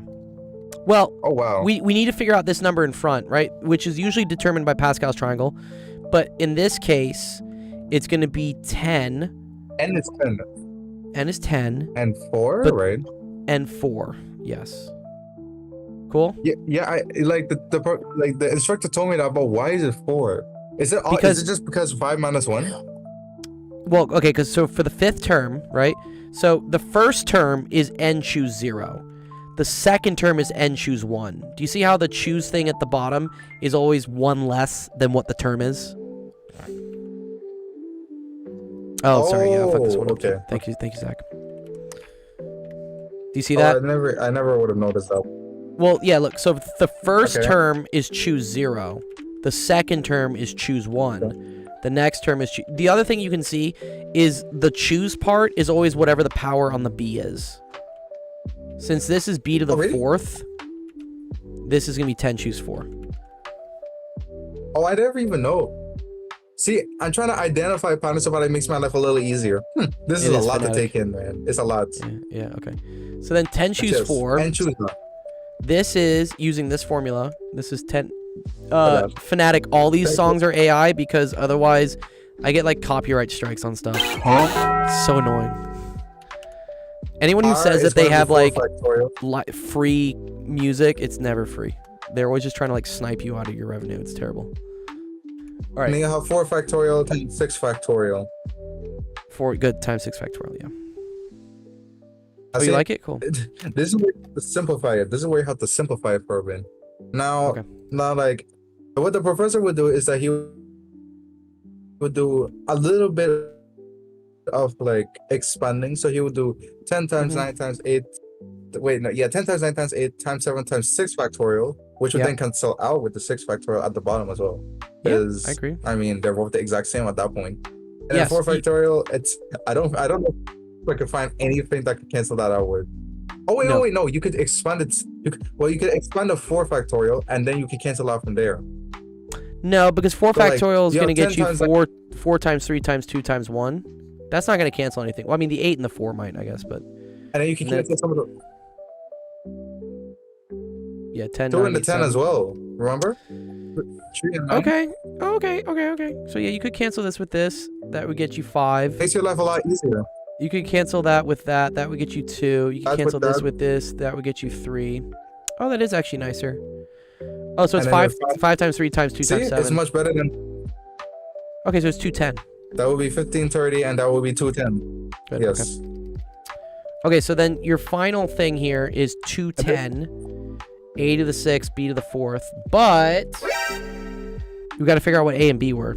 What's the? So oh my gosh, no. A was equal to y over x. It's actually not that bad. And then B was equal to 2x squared. 2x. So let's plug that in. Okay. So I have 210, and then that's y over x to the 6th. Over x. And then 2x squared to the 4th. Okay. Okay. So 210, y to the 6th. 2 to the 4th is 16. Over x to the 6th. Don't you mean y over x to the 6th? Yeah, I'm gonna get there. Yeah, well, yeah, sorry, there's this as well.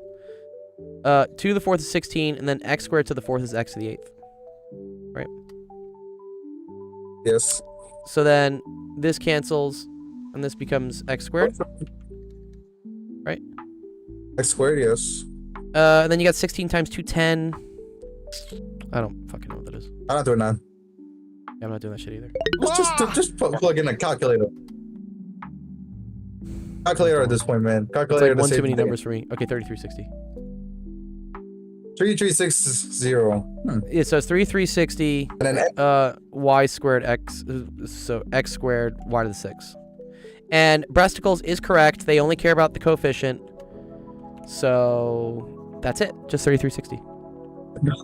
oh, this is just too We much did for me, it. man. Congrats. I think I'm gonna get some early sleep because this is just craziness. It's pretty crazy. I mean, that's annoying for your teacher to do that, but it builds character. We love character. Build character at all. Build All it's gonna do character. is build more rage. All it's gonna do is what? What did you gonna say? Hey, well, thanks for the help, I guess. You're very welcome, Ethan. Yeah. But yes, I have just a quick update. Just small things I want to say first of all. So I'm going to confront the people who believe me tomorrow. That it's already official. I'm thinking like I should write each of them like a little note saying I'm sorry and stuff before we do it, so but they could at least get a sense like I'm not mad at them.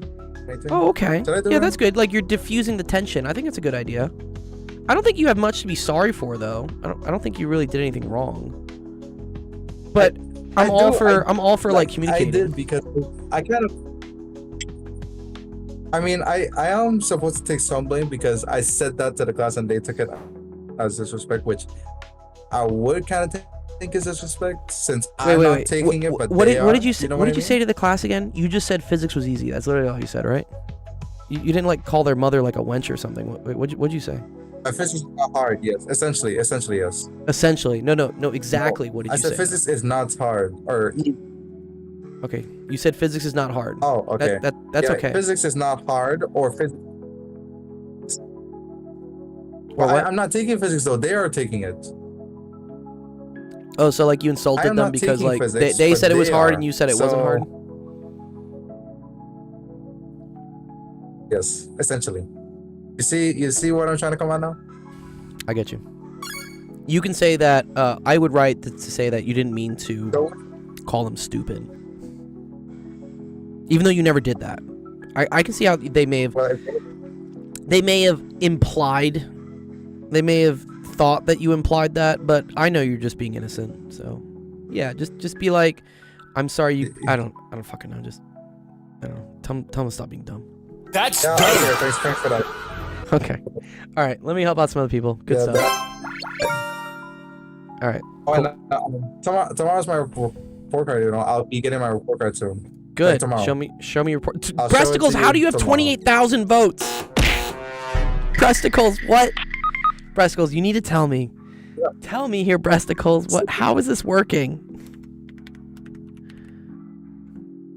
It's like, Here, where how did Breasticles he can get come all speak. the way up there? I need bro? to know. I need to know, Breasticles.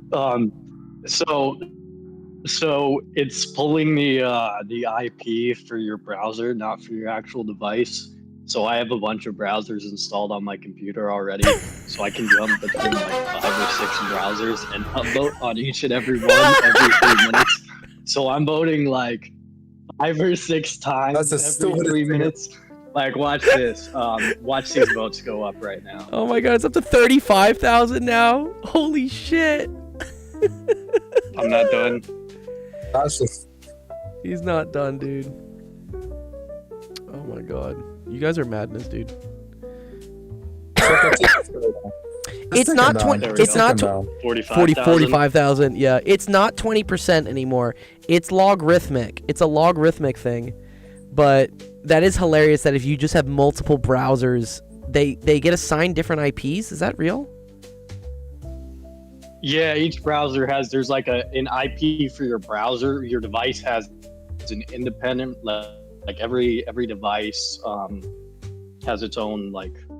I know like on a hardware IP. yeah, I know on a Like, your hardware browser side has a different one. there's like I mean I guess I could pull MAC address if I really want to, but that's like ridiculous. Wow. I guess I'll keep getting 40,000 upvotes every time. I will find a way. I appreciate it. This is why I need people to stress test the system because I want to, like, you know, figure out. I mean, your question will probably get picked next. We'll see. I mean, then again, Probably. what's her Ibby won with a 2% chance. Let's see. Let's choose the winner. I'm curious. Let's see. Let's see if Breasticles takes it with his 86%. I'll see. Like, I'll just stay around to see this, and then I'll leave. I have to Oh, see, yeah. Okay, cool. All right, it's Breasticles. Your watch has ended, Breasticles. You don't have to keep spamming 6 browsers. Okay. Jesus thanks. Christ. I gotta go. That's hilarious. I gotta go for real. All right. See I'll see you, Ethan. Peace. All right, Breasticles. Let's try yours out. The gamma function meets physics. Oh man. The gamma function. Okay. Yeah, it's this integral book I've been reading. Oh yeah, wait, you were the one that had the cool question last time with the what was it? Yeah, the Feynman's technique and the This? Feynman's technique before that. No, wait, no, not the this one. circular motion. Yes, I remember that. Yeah, that was really cool. Okay. All right, let's see. Yeah, that one was fun.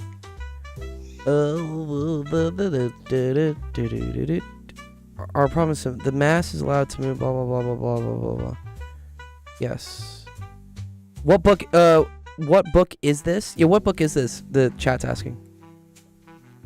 Let me verify the name. I got a link to a free PDF for it. We love free somewhere here. PDFs. It is very nice to have.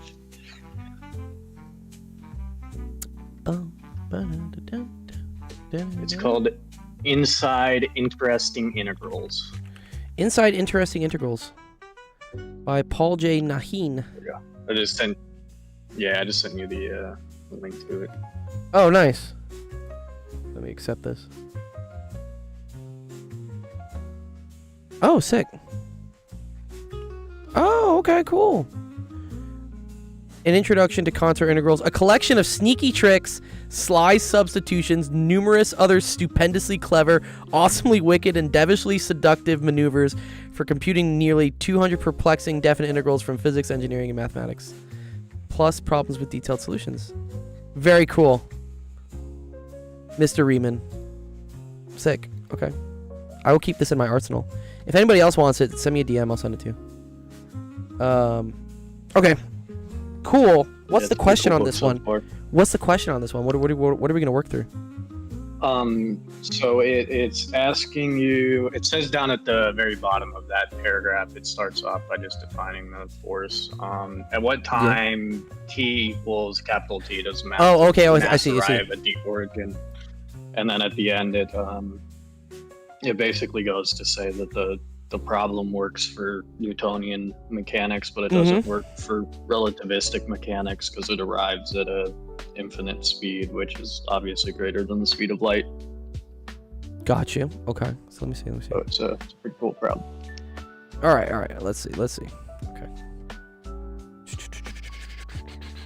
Imagine a point mass held at rest, y equals a, with a force field of magnitude y to the p plus 1 directed straight down towards the origin, where k and p, okay. An inverse, yes. Okay. For the case p equals 0, our problem is simple as state. The mass is allowed to move at t equals 0. It begins accelerating down the y-axis towards the origin. At what time t does the mass arrive at the origin? Oh, okay, cool. Oh, boom, boom, boom. Okay. It's held at rest at y equals a. Let me draw pictures. And this is at t is equal to 0. And a force of, and we're going to do it for the case of p equals 0. Is that what we want to do first? We can do p equals 1. P equals 1. P equals 0 was their the challenge that was problem. One of their challenge problems, but I think they have a solution for that as well. All right, let's do this. Okay, so for p equals 1, 1, we're going to say that the force is straight down. And that's going to equal to negative k over y squared. Yeah? Okay. Yeah. Perfect. And it's allowed to move. Okay, and they're saying, at what time t does it arrive at the origin? Oh, okay, cool. And then, yes. Okay, we know, right, from Newton, F equals ma, which is equal to m d squared y dt squared, yeah? Okay. Do they want us to rederive what the whole... Oh, I see, but the acceleration is going to be changing then? Oh, I see, because the acceleration is a function of y. Oh, wow, that's scary. Yeah, okay, so this is not constant. Okay. So this is equal to negative k over y squared. Right?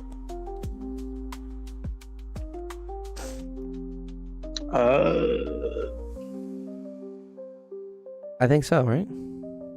Yeah. Because force. Yeah. Ma equals ma. Okay, cool. All right, so this is then...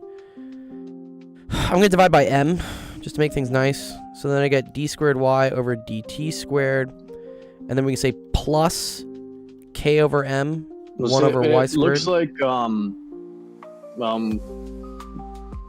what they did in the book was they used the chain rule to change from dy dt to dv dy dt to make it first order. Yes, because as it stands right now, this is second order. Yeah, okay.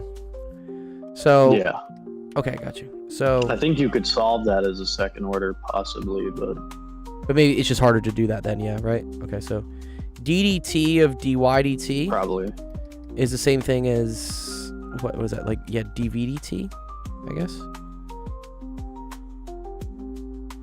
Yeah, I think they expanded the chain rule from the definition of velocity. Okay. Which is equal to... ddt... Wait, what am I doing here? Sorry. Or sorry, this is... yeah. So this is... ddt of dx... Oh, well, it's the same thing. That's what we just wrote. What am I saying? Okay. It'd be, yeah, dv dy, and then I think it's dy dt. Yeah, got you. Because v is a function of y now. Yeah, got you. Yeah. Yes. Okay. And then your dy dt is just your velocity. So I have dv dy. And then it's times velocity. separable. Okay. So we have dv dy times v, and then I see, and then this is equal to negative k over m, 1 over y squared. Fascinating. Oh, I see. Oh, and then I can put the y's on one side, I can put the v's on the other. Yeah? Yeah, I think so.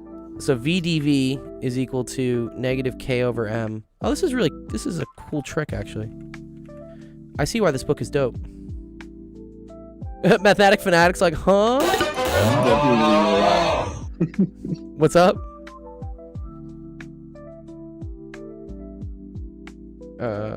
Yeah, there you go. Okay. Let me make sure in my mind this is like spiritually sound.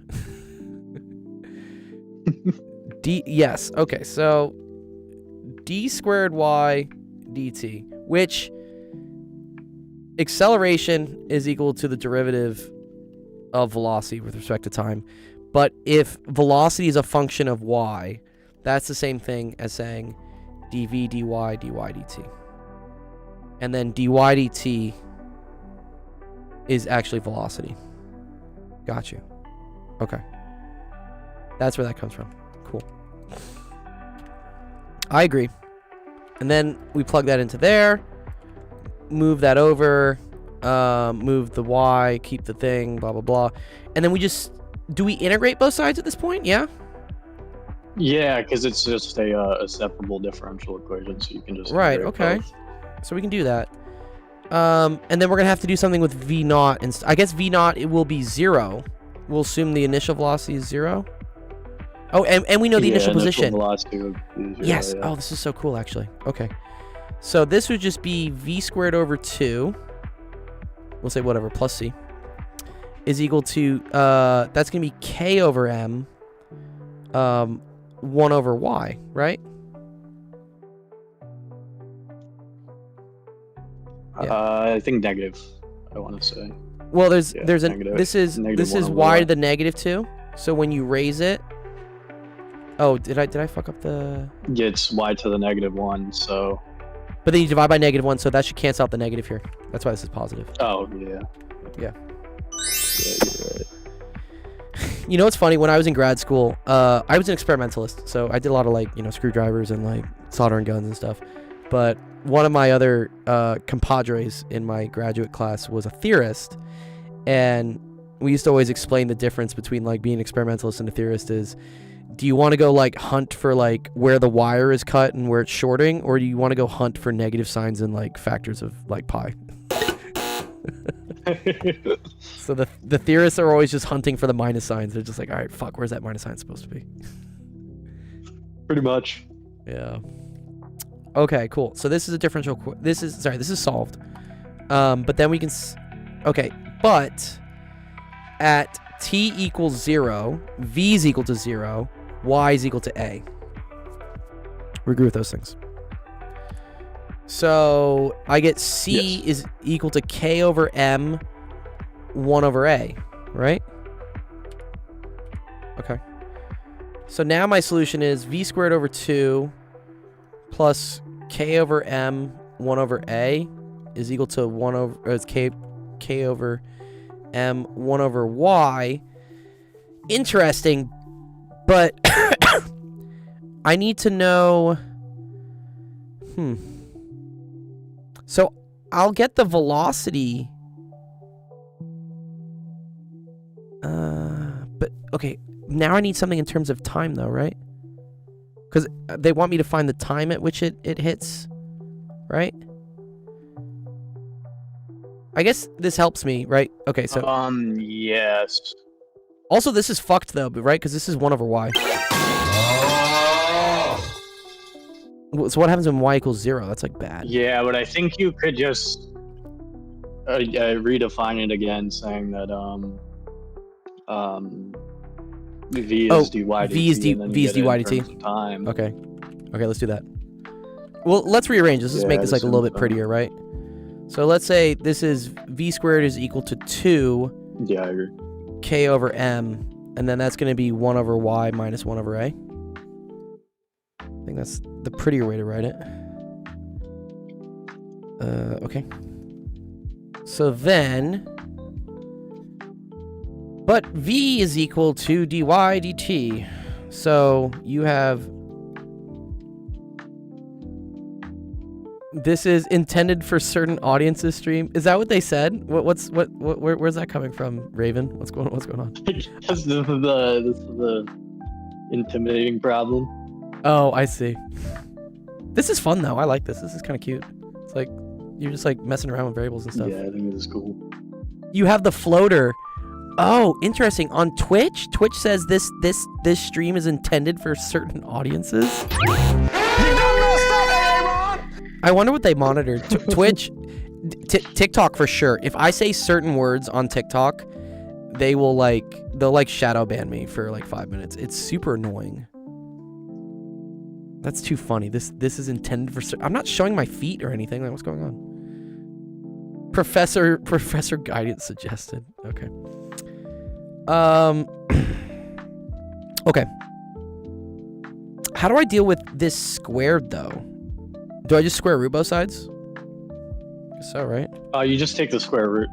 Yeah, right. Yeah, because it's just saying that it's squared. Yeah, so you just take the square root. Right, because that's an operator squared. We got a raid from Walking Stick. What's up, Walking Stick? To avoid the jump scare of math. Yeah, that's why it's intended for certain audiences. Okay. 2k over m, 1 over y, minus 1 over a. Yay! Good to see you, Walking Stick. Let me shout you out. Walking Stick's another cool streamer. Does very informative streams with you do some cool like I would say debunking conspiracy theories. Those are some of the ones I've seen. There's a lot on the internet these days. I don't know what's real anymore. Okay. All right. So then I'm gonna move this over, right? But then move this under. Oh, this is ugly as anything. What? What? TY? No, I think you just Do I really want to do this? over that. I'm scared. And then I'm scared. on its own. Yeah, 2k over m. 1 over y minus 1 over a. Oh, it's only when you use vertical view? Oh, maybe that's because we are technically in the just chatting category, which I guess is where all the thirst traps. I don't know what a thought trap is. Maybe we are a thought trap. Maybe it's because where they all play. Okay, so now I need to integrate this, but this is a nasty integral. I don't want to do that integral, dude. What? It's disgusting. Yeah, I think it's I think that's when it becomes in terms of the beta function or the gamma function. The gamma function. Okay, let's learn about the gamma function. Gamma function integral. So yeah, it's the extension of the factorial. Yo, what? Or it might be a beta function. Is it still dependent on y? It is dependent on y. There's still a y down here, Fanatic. Yeah, we still got this 1 over y in here, messing stuff up. I mean, I could pull out the 1 over square root of 2k k over m, but oh, maybe it's the beta function here. Yeah, it might be the beta function. Ooh, okay. Wait a minute. JC's like, that shouldn't be a gamma function.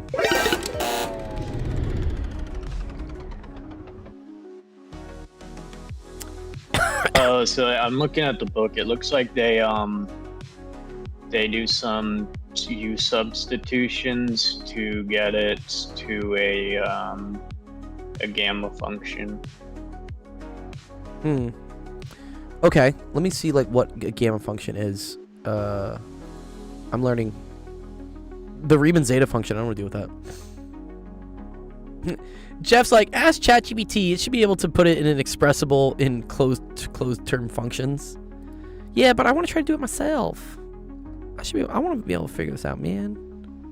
Anything Wolfram, I was in Calc 3 and I got an argument with GPT over.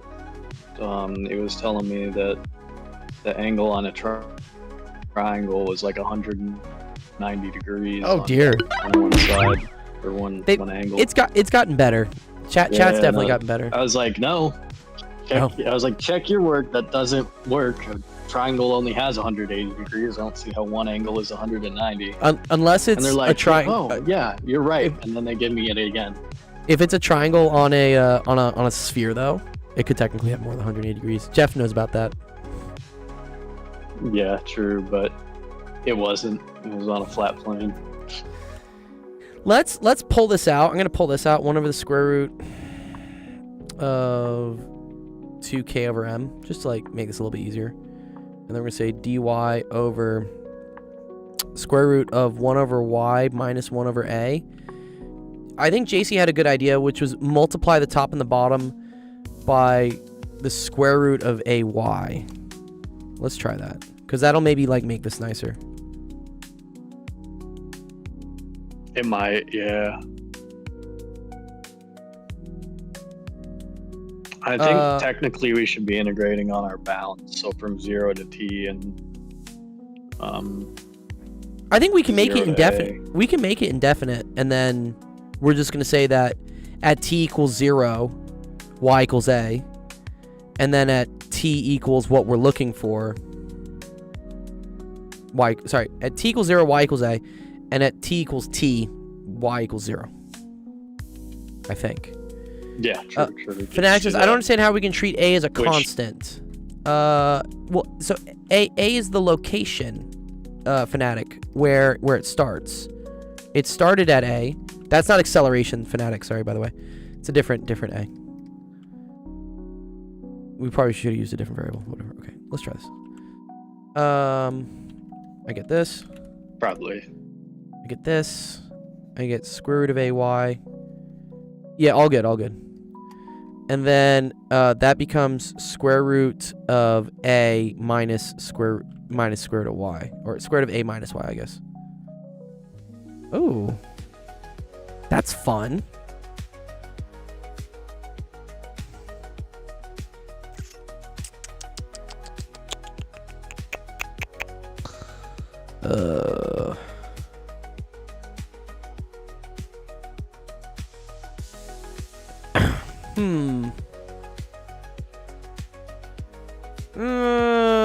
Might you be able sub? to simplify it by you could do a the conjugate for it, so a plus y. Ooh, I like plus that. y, and then at the bottom you would get Let's do it. a squared minus y squared. I like the thoughts. Or a plus y, sorry. Right? Difference of squares. So then we get. This is gonna be this. Give me like 5 seconds. You're good. You're good. So then you get the square root of a squared y plus ay squared dy. And now this is over a squared minus y squared, which could be arctan. Yeah. I don't know about this though, Jeff. Right? Like, what's going on here?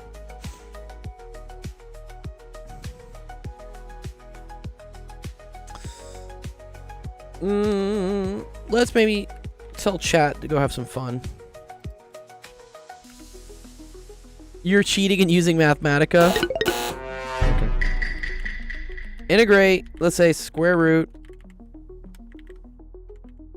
of ay minus square root of a minus y dy. I think that's what we have, right? Ay or square root of a minus y.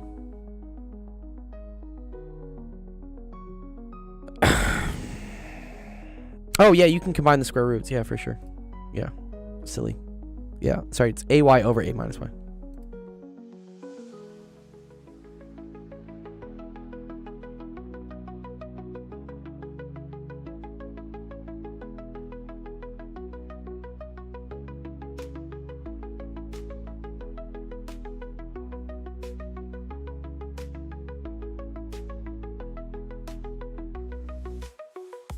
It's arc sine apparently.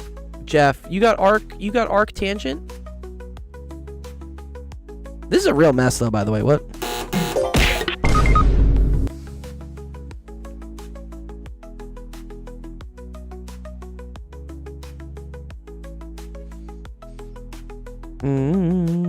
That on the intervals where y is between 0 and a. Wow, that's fascinating. Cuz that's the only allowed values of y. Okay. Let's just say we did all this. Let's just pretend we did. Let's pretend we did, but we didn't.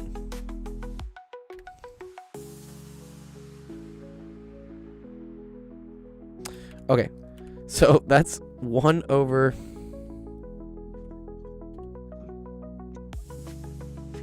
All right, let's do that. Okay, I'm back. You're good. Yeah, so apparently there is like a lot of trig sub you could have done with this. I'll leave it as like, yeah, figures. This. I mean, this just kind of sucks. They say use y equals a sine squared theta, and then you get sine theta cosine theta for dy. And I don't know, it just does this, I guess. I don't really want to do it. I'm confused. Where does the gamma function come in here? Where's the gamma function? I think, let's see, what did they do? So when they set it up, when they evaluated the integrals, they said a definite integral, and then they said brought out the square root for the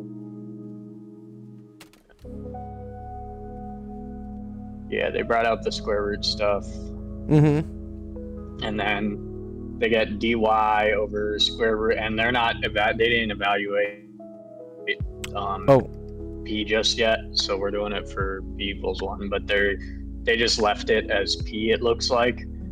So they said square root of A over Y to the P minus 1, and then they changed the variable, and they said U equals Y over A. Where is this in the book, actually? What page is this? Because I have the book, right? What page is this one? It would be 165 if you. It's technically 143, but it's 165 on the PDF. 165. Okay. Yeah, right there. Okay, I see. Okay, we got to this part. Yeah, 1 over P. Yep. Okay.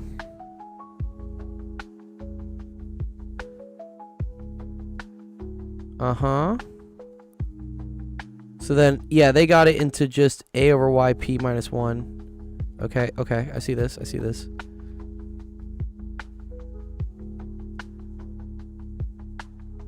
Okay. Cool.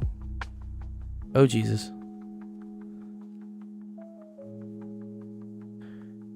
This is the beta function. Oh, I see. So they make it look like x to the 1p minus 1/2 over 1 minus x to the 1/2 m minus 1. Okay, and then this is the integral. Sorry, let me go click on this.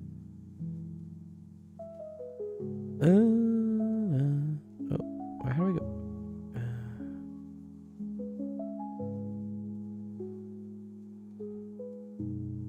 Got it.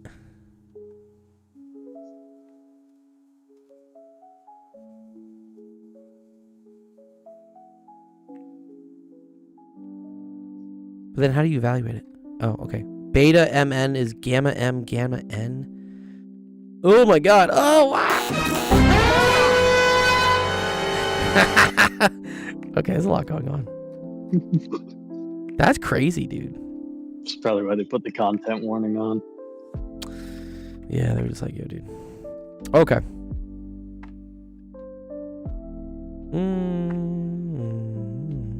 I want to see if they get an answer, though.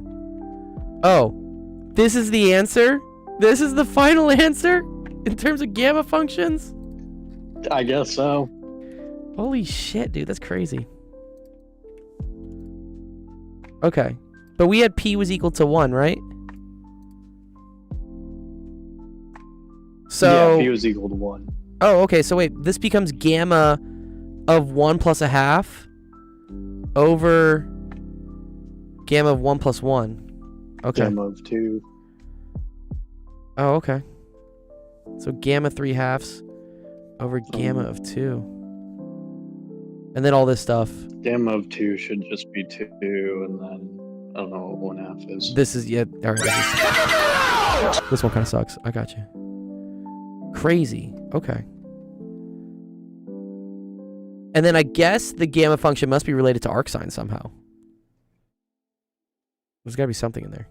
I could ask it, be like, hey, do this with gamma functions. I'd assume so. Gamma of 2 is equal to 1, apparently, is what Jeff says.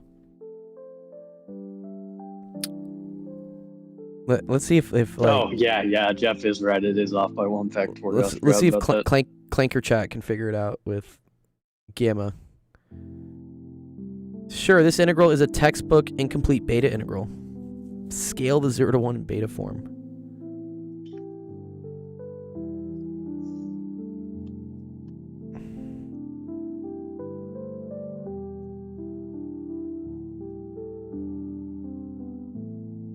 Wow. Okay, there's our 3/2 1/2, I guess.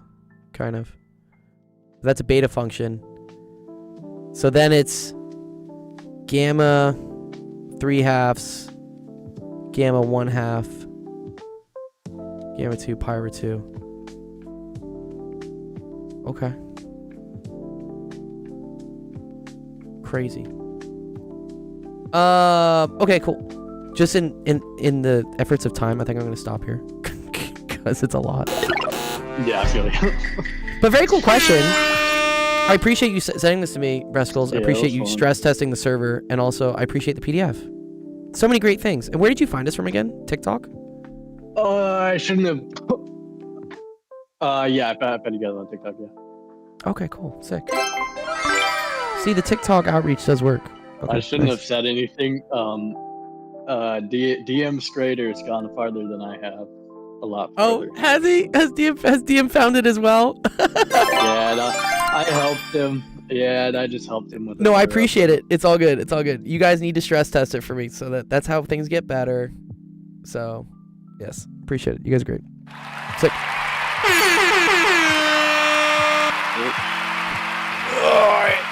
Edvin says, bro, I got a physics exam next week, so I'm not so confident. What's your exam over, Edvin? What's going on?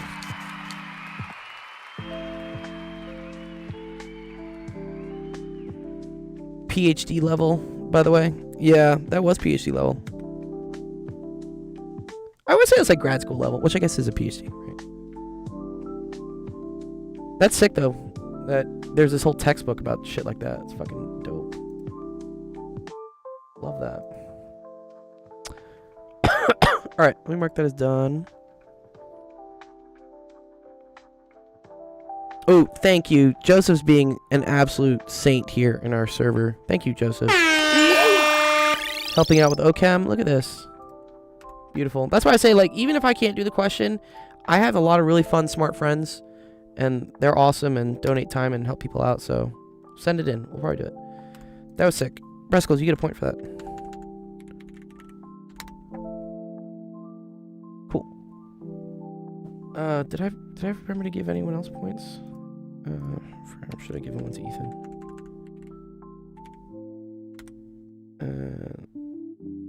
I think I gave one to you, Lucky Guy. Oh, I didn't. Oh, I didn't give one to you either. One second. I am slacking on the points. Sorry, guys. Ibby, I gave you points. And then Gladiator, I'm pretty sure I gave you. No, I didn't give you one either. Wow. There we go. Okay. It's physics 1, like gravity, energy stuff, that low-key a lot. Okay. If you want, I have a lot of really cool videos on TikTok, Edvin, that you can go watch that help out with like different like physics concepts. So if you want to go check those out. Trying to think. They found ways to game it. It's fun. Good job. So if you need stuff with like projectile motion, this is a really good video. It's like 2D projectile motion. Here's like harder cases of 2D projectile motion. And if you got to deal with like conservation of energy, here's another video I have on conservation of energy. Go check them out. If you want to submit questions, we only have about 15 minutes left in the stream right now, but you can always join our Discord and all that fun stuff by going to the website actualofficehours.com. And what we do is we do these live streams 3 to 4 times a week that you just submit questions and we'll do them here on the stream. So it's like free one-on-one tutoring. And everyone else gets to watch, and it's a fun little game. So check out the website, join our Discord, and then you can submit screenshots and questions. Let's go to the next. Let's see the 120,000 votes that DM Scrader has accumulated. It's funny how it's still not 100% chance though. There's still a 6% chance. Okay, but you are gonna get picked today. Okay, there we go. But then see all the votes like kind of reset, so it looks a little bit more even though. 180K, it's absolutely crazy. I love it. You guys have given me something. We need election reform. Yeah. No, that's cool. I appreciate the stress tests. That's what we need. That's how I figure out how to make things better. All right, let's see what DM has for us.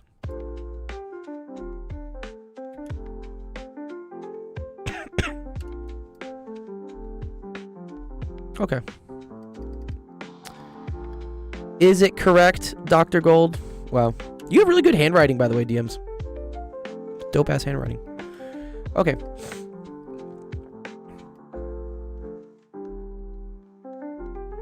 Yeah, for sure. Okay, so is it linear? So linear means, is there a constant difference? So let's see, +1, +1, +1, +1, +1. I agree. That's linear. Exponential is it going up by a factor of 2? Or I guess geometric's also kind of what we call it, right? So times 2, times 2, times 2, times 2, times 2. I agree. Quadratic. That's interesting. How do you determine if a function's quadratic? I know you can determine if it's like cubic, and so you look at like what the difference is, and then you look at like what the differences of the differences are, and then the geometric sequence, exponential function. I think for quadratic, you literally just got to plug in, I guess, right? Oh, it's the second. It's the second common difference. Oh, okay. Got you. Okay. So, for instance, this difference is 2. I remember it was something like that. Okay, let me just make this white so I can at least see over it. Okay.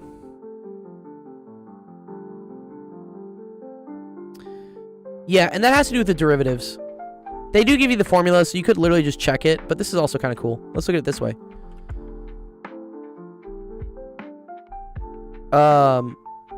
If this is... Well, I think they want to say...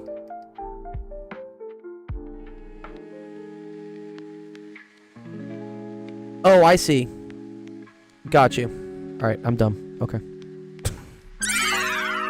I just wanted to check whether it was still quadratic. But here, this is still useful, though. I still want to see this, though.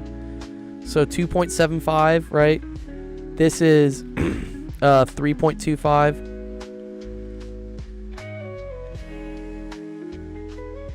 Oh, yes. Good job, Resco. I'm glad you found it. Tell me what was difficult about finding it, though. Okay, look at this. This is 0.5. This is 0.5. I see. That's cool. That's like the second common difference. Yeah, all the music is AI, yeah. I use Suno. Okay. Linear function, constant rate of change. I agree. My function is decreasing from negative infinity to negative 4. Well, I guess that depends. Oh, and here are the graphs for them. Beautiful. Right, yeah, this is the quadratic. This is the exponential. That's the linear. Yeah, so decreasing. I agree with that. That's cool. My range is from 0 to infinity. That would be the exponential, right? The quadratic goes down. Also, the linear goes down. I have an asymptote of y equals 0. I also agree with that. My function models growth rates. Sure. My function increases and decreases. Correct. X-intercept is at negative 2, 0. Sure. Yep. Yeah, I agree. My values of my function will exceed the values of the other functions over the interval negative 1 to 1. Well, yeah.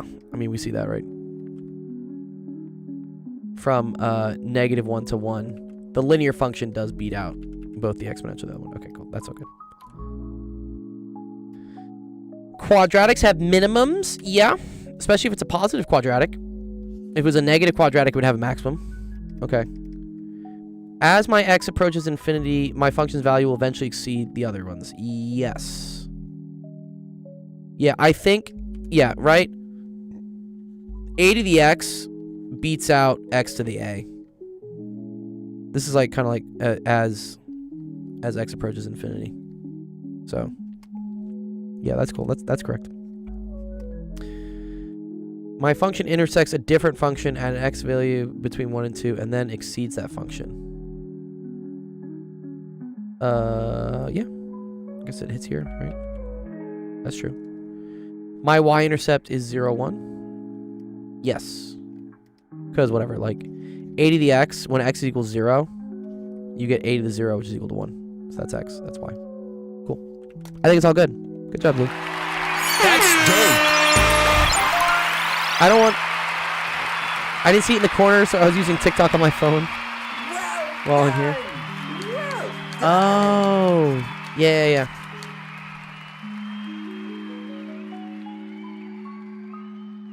Yeah, Discord has kind of like a weird way of displaying things, especially streams.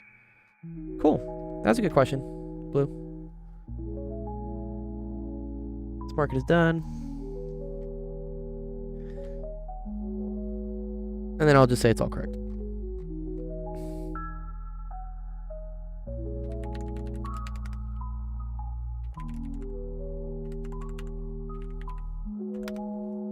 It was easy, which makes it scary for me. Yeah, I understand, like, confidence is a really tough thing sometimes in math.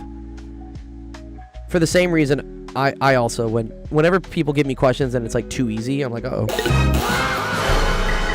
I must be messing up somehow. But no. No, you did pretty well. You did very well.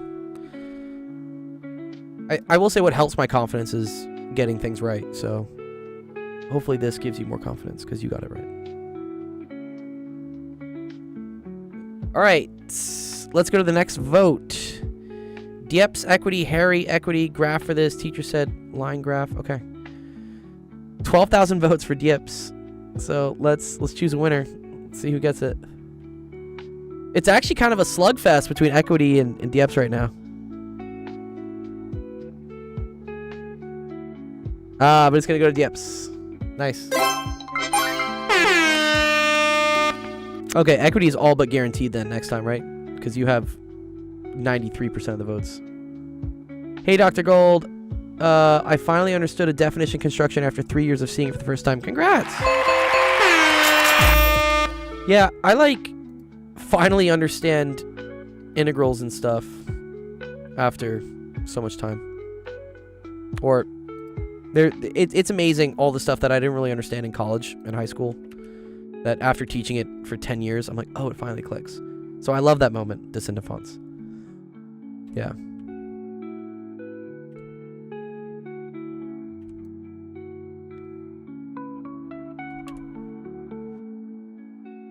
I must be, yeah, I know. Okay, this is an OChem question. Or is it OChem? I don't know. JC can maybe help me with this, if he's still awake. It's kind of late for JC, I know. Who the fuck called this physics? Huh? That's Jeff. Jeff called it physics. No, God! No, God, please, no! No!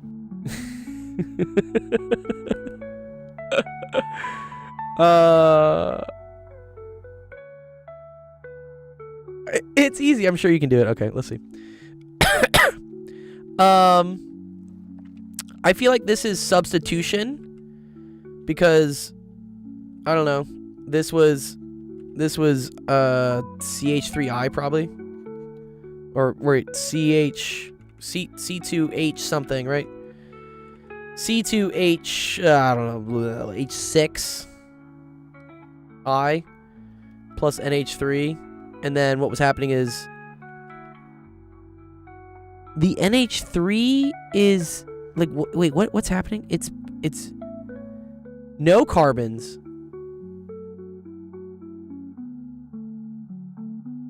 There are literally 100 carbons. Yeah, I think the lines make it carbons, right? So I think NH3 donates an electron to something positive here. And then... Or I think I see what happens. The iod... Oh, I get it. I get what these arrows are. The iodine breaks off, right? And it takes the electrons with it. So that's why this part is now positive. So now you probably have like C2H6 plus. And then the 2 electrons from NH3 bond to it. So then I is now minus and NH3 has now bonded to it. Okay, very cool. Yeah, this is definitely substitution. Oh, it's C3H7? Oh, sorry, this is also a carbon. My bad. Yeah, these are all carbons. Yeah, there you go. Yeah, there you go. C3H7. Right.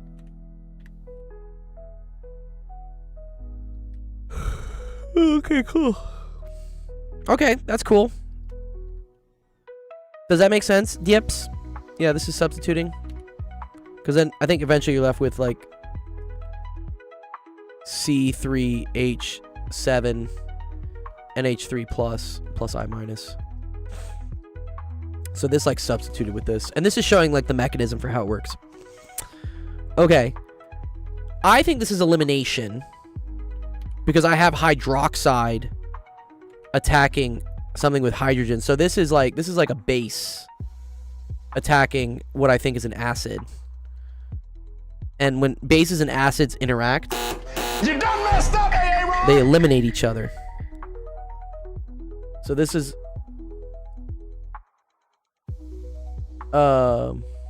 insult your subject, don't insult my subjects. Huh? So I don't know what this is, but I know this is water. And then yeah, this is bromine. Okay, yeah, so this is elimination. Oh, that's ethene. Oh, you're right actually. Sorry. Yeah, this is a C double bonded with another C. Methyl ethyl. Yeah, okay, very cool. Ethene. Cool. Yeah, this is a limb. Okay. Then let's look here. So ethene bonds with bromine. Oh, this is super cool how this actually... Okay, wow. So electrons get transferred to this carbon, and then the electrons from here, I guess, go to here, and then they make like a triangle, but then the triangle opens up, and then it forms... Is that dibromoethane? Say this? Dibromoethane? This looks like addition. I haven't learned mechanisms. No, I haven't. No. You don't learn mechanisms in regular chem. I took OChem way back in high school, but high school, dude, that was like 20 years ago. Fuck, I'm old. Yeah.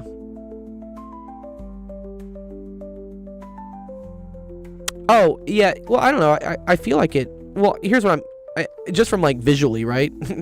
I'm seeing like this is a bond, and the bond is going, and bonds contain electrons. So if this thing is becoming negative, it must have stolen some electrons from the bond.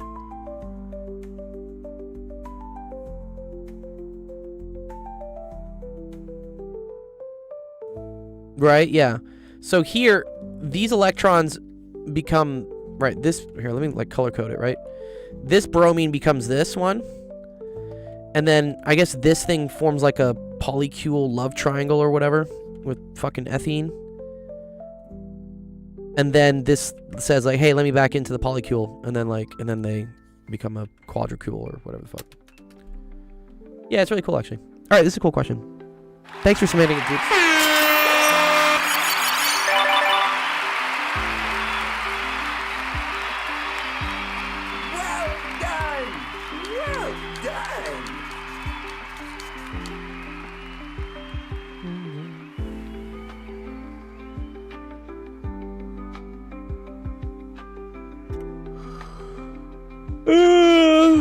All right, I have a minute left.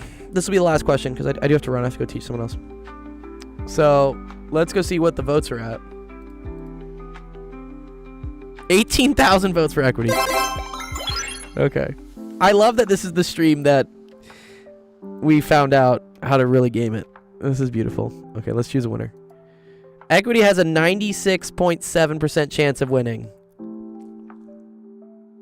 Nice. Whoa! That was close. It's gonna go to equity. Good. Okay. Nice. What do you want me to do with this? Question here, equity. Equita. You want me to simplify it or take the limit, or what are we supposed to do with this? What's that big ducky snow? It's a cool duck. Bro just submitted something. What is this? Equity, I know you submit questions. What is this?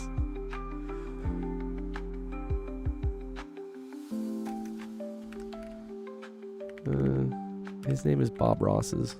Oh, let's see. Okay. Simplify. Okay, you just want me to simplify it? Okay, cool. Fine. I don't like Gladiator says, I'm scared for my OChem test on Thursday because last average was a 50. You just got to beat the curve, dude. Also, I feel like for the voting thing, instead of showing when it was submitted, show how long ago it was submitted. Good suggestion. I like that. Here, let me write that down in my notes. That's a good idea. I will add it to the repo for the edits.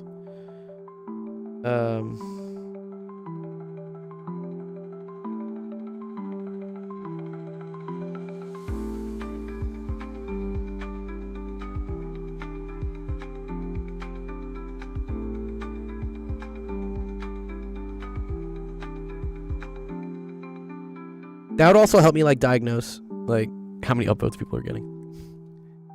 You can make it so you got to vote for other people a few times before voting on yourself.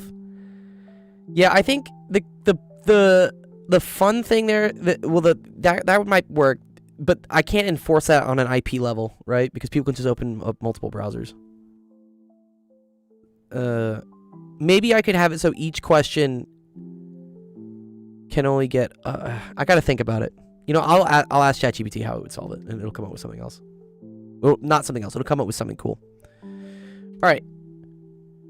I do know the IP of the submitter, but the difference is, as Brescos pointed out, if you open up different browsers, they technically get assigned a different IP, which is crazy to me. I didn't know different browsers assign different IP addresses. I know there's like different ports maybe, but like I didn't know it was a whole new IP. That's nuts.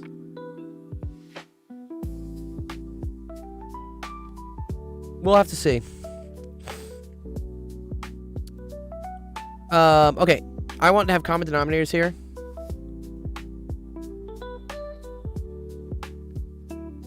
I agree it should be one machine, one IP, but apparently it's not. Alright, multiply top and bottom by a squared, b squared. I agree. That's what I thought it was. But for whatever reason, Jeff, they're still able to do it. So maybe it's something in the code that's fucked up. It was completely vibe coded, so like.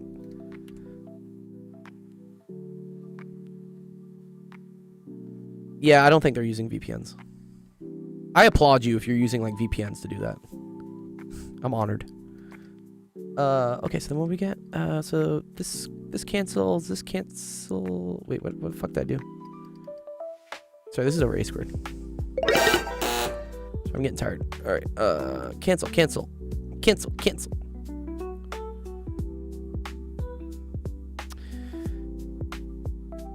Thanks. Yeah. Did I do it correctly now? I think I did, right? So then that's a squared minus b squared. A squared, b squared. Over b squared minus a squared. I think it's right, yeah.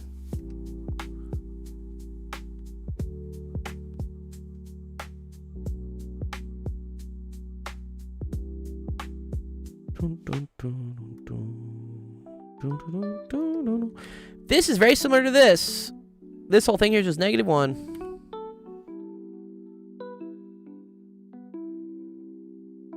Yes. Good job. Exactly, JC. Good. So you just get negative a squared, b squared. And you're done. Good job, guys.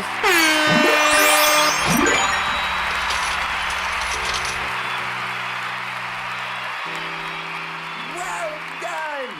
Well done!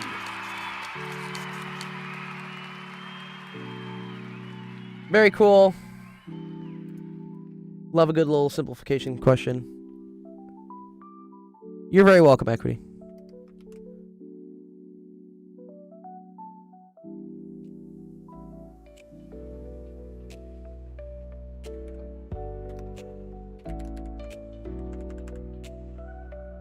Let me see. Bresco says, it's the same on your device, but to outside users, it's differently. So for the voting, it sees the IPs differently. Oh, okay. We'll have to see why that is. Okay. Thank you, Bresco. Yeah, let's close out the stream. All right. Thank you, everyone, for coming to Actual Education Office Hours. Appreciate all the questions. Appreciate the discussions. Appreciate the community. Appreciate all you guys. It's a lot of fun. I really enjoy having each and every one of you. You all bring such fun flavors to the streams. Yes, our next stream will be tomorrow. So make sure, go to the website, actualofficehours.com. If we didn't get to your question, do not worry. everything will get put into the Discord, and in there we have other awesome people that might solve it for you, or we have a bot that'll solve it in 2 days, or we might do it on the next stream. So yeah, it's the end of. But if you want to figure out the next time we're streaming, click here on streaming schedule. This other beautiful vibe coded website has the schedule for everyone that's streaming. So next one is going to be Zach doing math through tasks. That starts in 16 hours. So go check it out. Vibe code, yeah. Anyways. Also, yeah, make sure you go follow us on all the platforms. If you want the premium experience, it's on Twitch. That's a nice horizontal form. And also, that's where we can go raid other people. We're going to go say hi to someone else on one of their streams who is doing some educational stuff. Who's doing some... This looks cool. The Brachiostrone problem? Monday Night Math. Okay, let's go say hi to Justin. Looks like a cool guy. Dr. Gold versus Zach coding challenge. Do you want to do my vibe coding versus your actual coding? That would be hilarious. I don't think you wanted to do that fight. Anyways, yes, and I do need to update the weekly poll. I'll do that today. Thank you. Please remind me. All right. Enjoy the rest of your Monday. We'll see you on Tuesday. Peace. Equations we just worked out for the x and y coordinates. It looks about like this. And the really cool thing about this is sort of if I trace this out over time, there's a really nice way to describe this curve, which is I'm going to